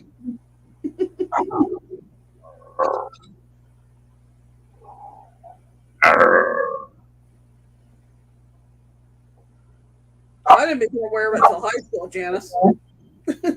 No, I don't know. Well, I don't know how y'all feel about it, but that's the only thing that I don't like about the marijuana. I don't smoke it, but uh, I don't think it's much worse than a fizz of whiskey. But they, yeah, fix to have to. But there's a lot of people that even like on whiskey. I know some people that the first time they picked up a bottle of whiskey, they drank it, and they're the alcoholic from then on. Just had an addictive personality. And there's people like that that get started on the marijuana, and they haven't got enough sense not to try the hard. That's the only thing I don't like about it. But if they make it legal, at least you quit putting the money in the damn drug lord pockets. Now that's all we're doing is making them rich. Yep.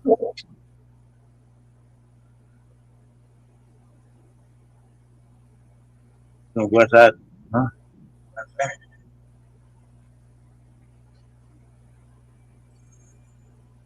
I know my parents used to drink whiskey, and they would just have a few drinks every night.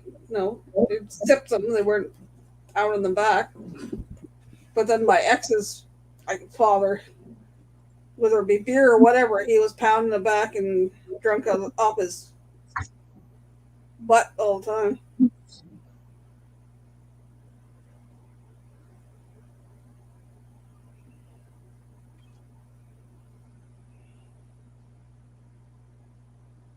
Well, I was in high school, late 70s, early 80s, Janice.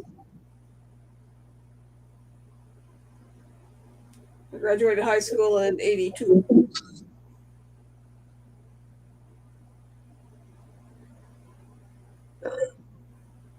Exactly. Impaired's impaired, doesn't matter what it is. If you're going to drink, whatever, stay off the roads.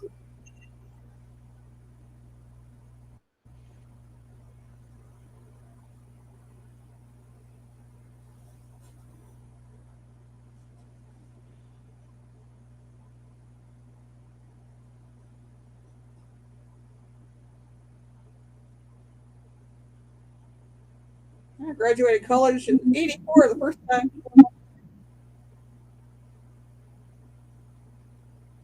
In 2004 the second.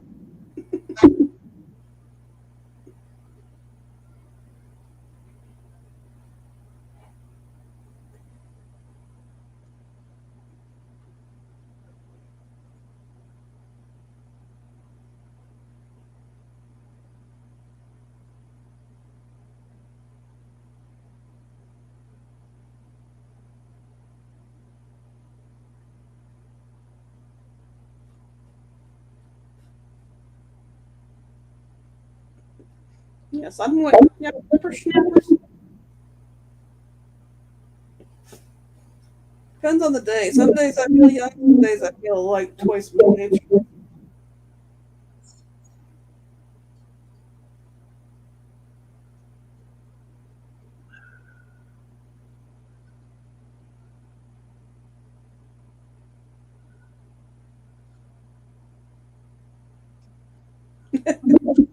I don't think that would be very fun. Janice. Stay out of trouble then? Or cause your own trouble?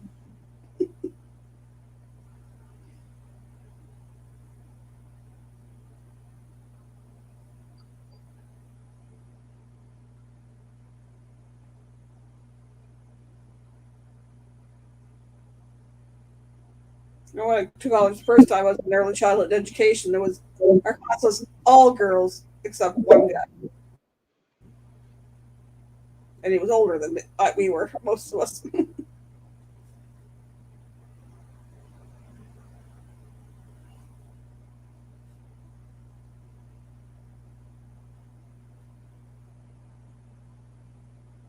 He's back.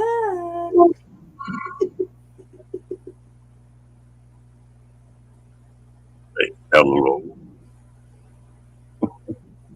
Need Tim here, don't I? Tim gets the biggest kick out of dropping his voice down low, giving me a hard time. They're all jealous. They can't get it that low as yours. Tell you something funny about that. You know, Kim and Lance are the ones that got to doing that. I went in a room the other day and I didn't know a single person in that room. And somebody was doing that. I'm like, where the hell?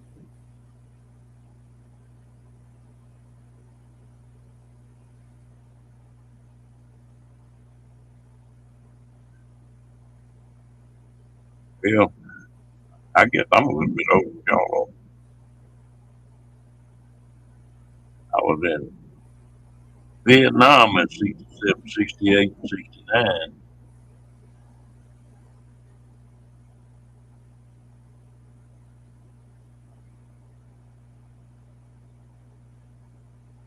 Seven, 68, 69, I was in 4, 5, or 6. I was just starting school back then. Just a little squirt. Yep.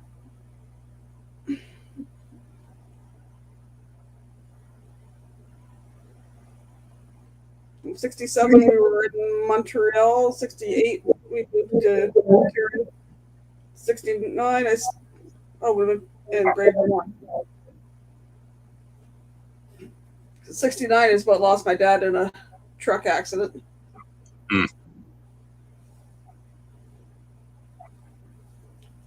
On a Friday night, coming from working out of town back, it was about 5 hours away. And it was like divided highway with the grass median down the middle.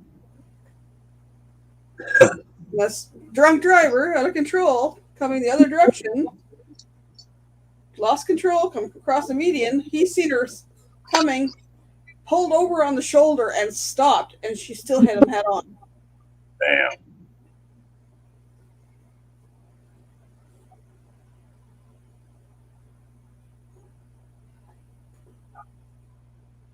But you know, Kathleen, I don't think my voice is all that deep. I mean, I just don't pay any attention to it, I guess.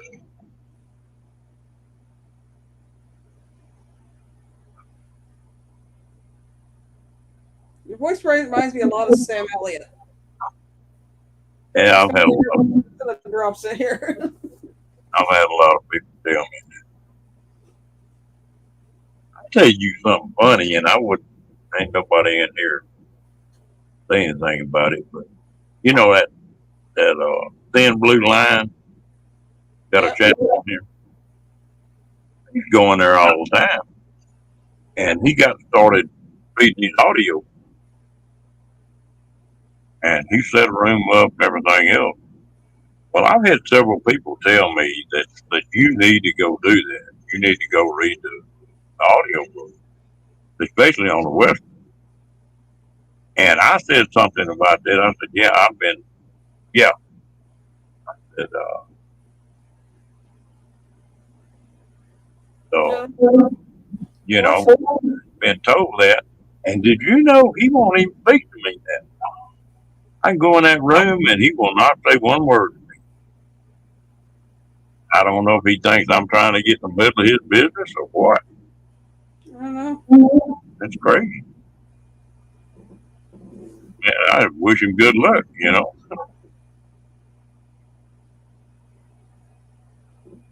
I went in there a few times and I won an Amazon gift card on one thing on that one. That's like, oh, that's interesting. I watched another one where he has his room and he's trying to he does a lot of voiceovers or something for some other companies or something. Didn't catch quite that, and then tried to train his voice to get lower. It's like, oh, whatever. Yeah. There's some I like subscribe to. I've gone in a few times, but if it doesn't hold my interest, it doesn't hold my interest, and I move on. Yeah. And I like him, but it sort of shocked me. And because I usually go in there and cut up and go on with him pretty heavy. I won't go in there. I don't want to. I don't understand what's going on, but it ain't a big deal. I thought it was funny. And all that crap that went on between Nate, Mm-hmm. that was just all.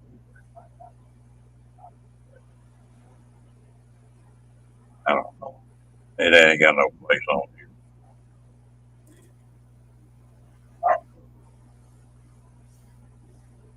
Have you I'd seen? say it's a couple things, but I'm not. I'll keep my opinions to myself. Do what? I have some thoughts, but I'll keep them to myself because Only don't thing need I it. only thing I said about it, I don't know if you read what I put on. I put it on both their deal. That this wasn't doing nothing but hurt both channel. And what I meant by that, we was upsetting both of them. Upsetting Red and upsetting Nate. And I caught a little hell over that. But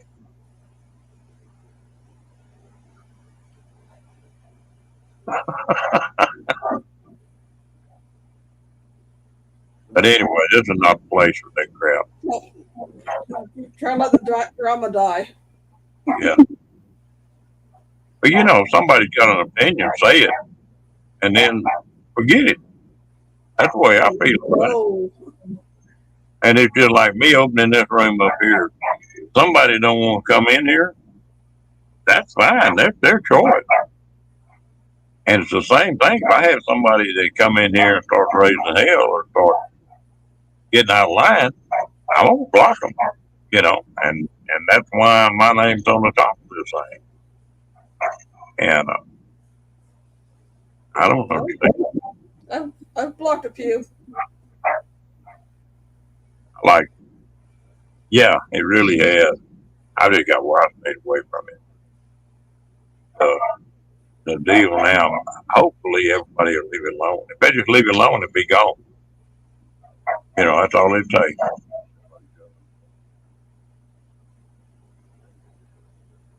I don't know what my dog done found something to bark at.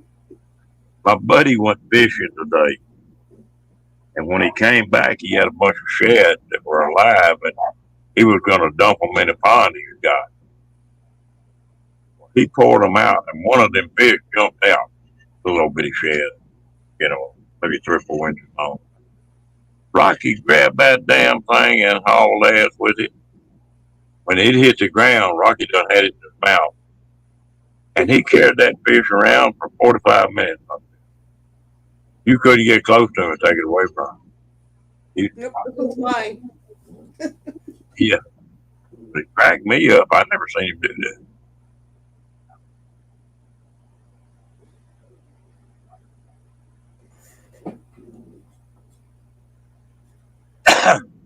Oh. It's cold there, but the ear keeps perking up every so often.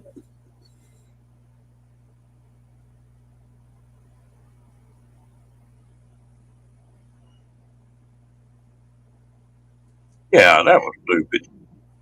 I mean, what the hell did Gina do?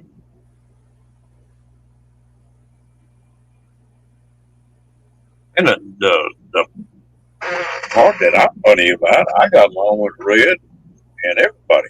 Nate,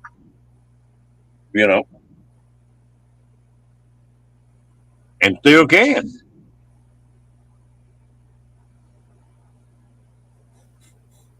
Yeah, he wasn't rolling in it. He was, I think, munching on it.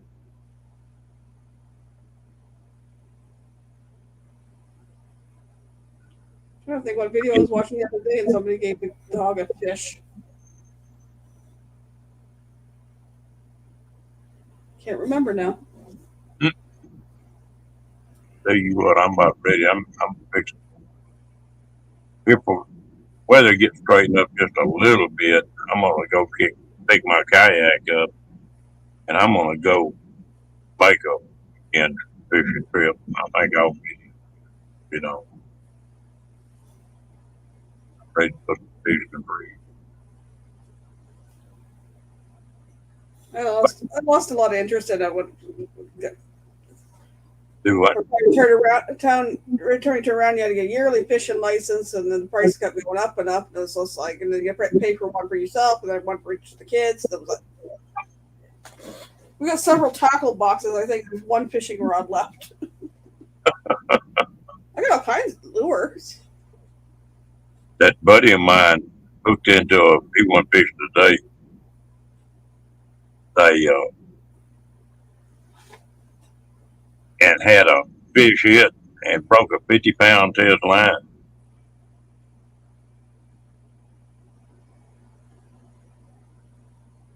And braided line too.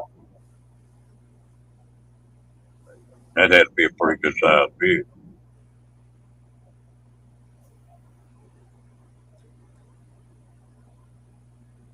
I don't remember that. I caught some kind of bass.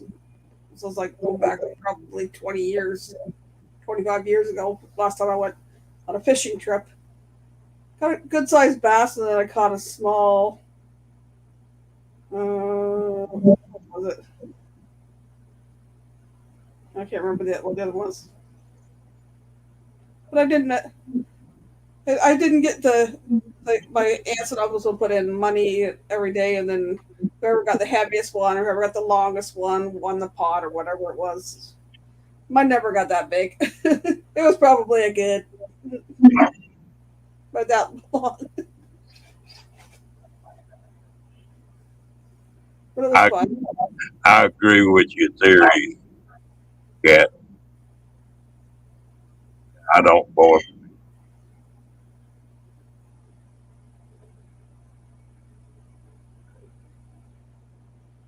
You know what, folks? It's 3:15. It's gonna be about time for me to lay it down. 4:15 here. Yeah. You ready to just go watch the sun come up, aren't you? I almost did that one other night. By the time I laid down, it was 5. It was like, okay. I got nothing to do in the morning. You know what? I'm the worst about doing staying up all night. And it's usually if I pick a book up and start reading a book and it's a good book, I'll sit there and read the whole damn thing before I put it down. You know, and I'll start reading at 10 o'clock. All of a sudden you look up, it's 5 o'clock in the morning. I did that one time. What was the last Harry Potter book that came out? So I bought them for my kids, and got home and started reading it, and it was 4 o'clock in the morning. I went, oh, I only got one chapter left. I might as well finish it. And they were huge. They were like a good 300, 400 pages. So like, I know. But I think I am going to shut it down. Janet, Miss Kathleen, Michael Ann, I don't think anybody else is here. I think everybody else went to bed. Yeah, I think we. But I sure enjoyed visiting with y'all. It was a nice chat. And we'll do it again. Good night. Good night. Night, Jess. Night, Kathleen.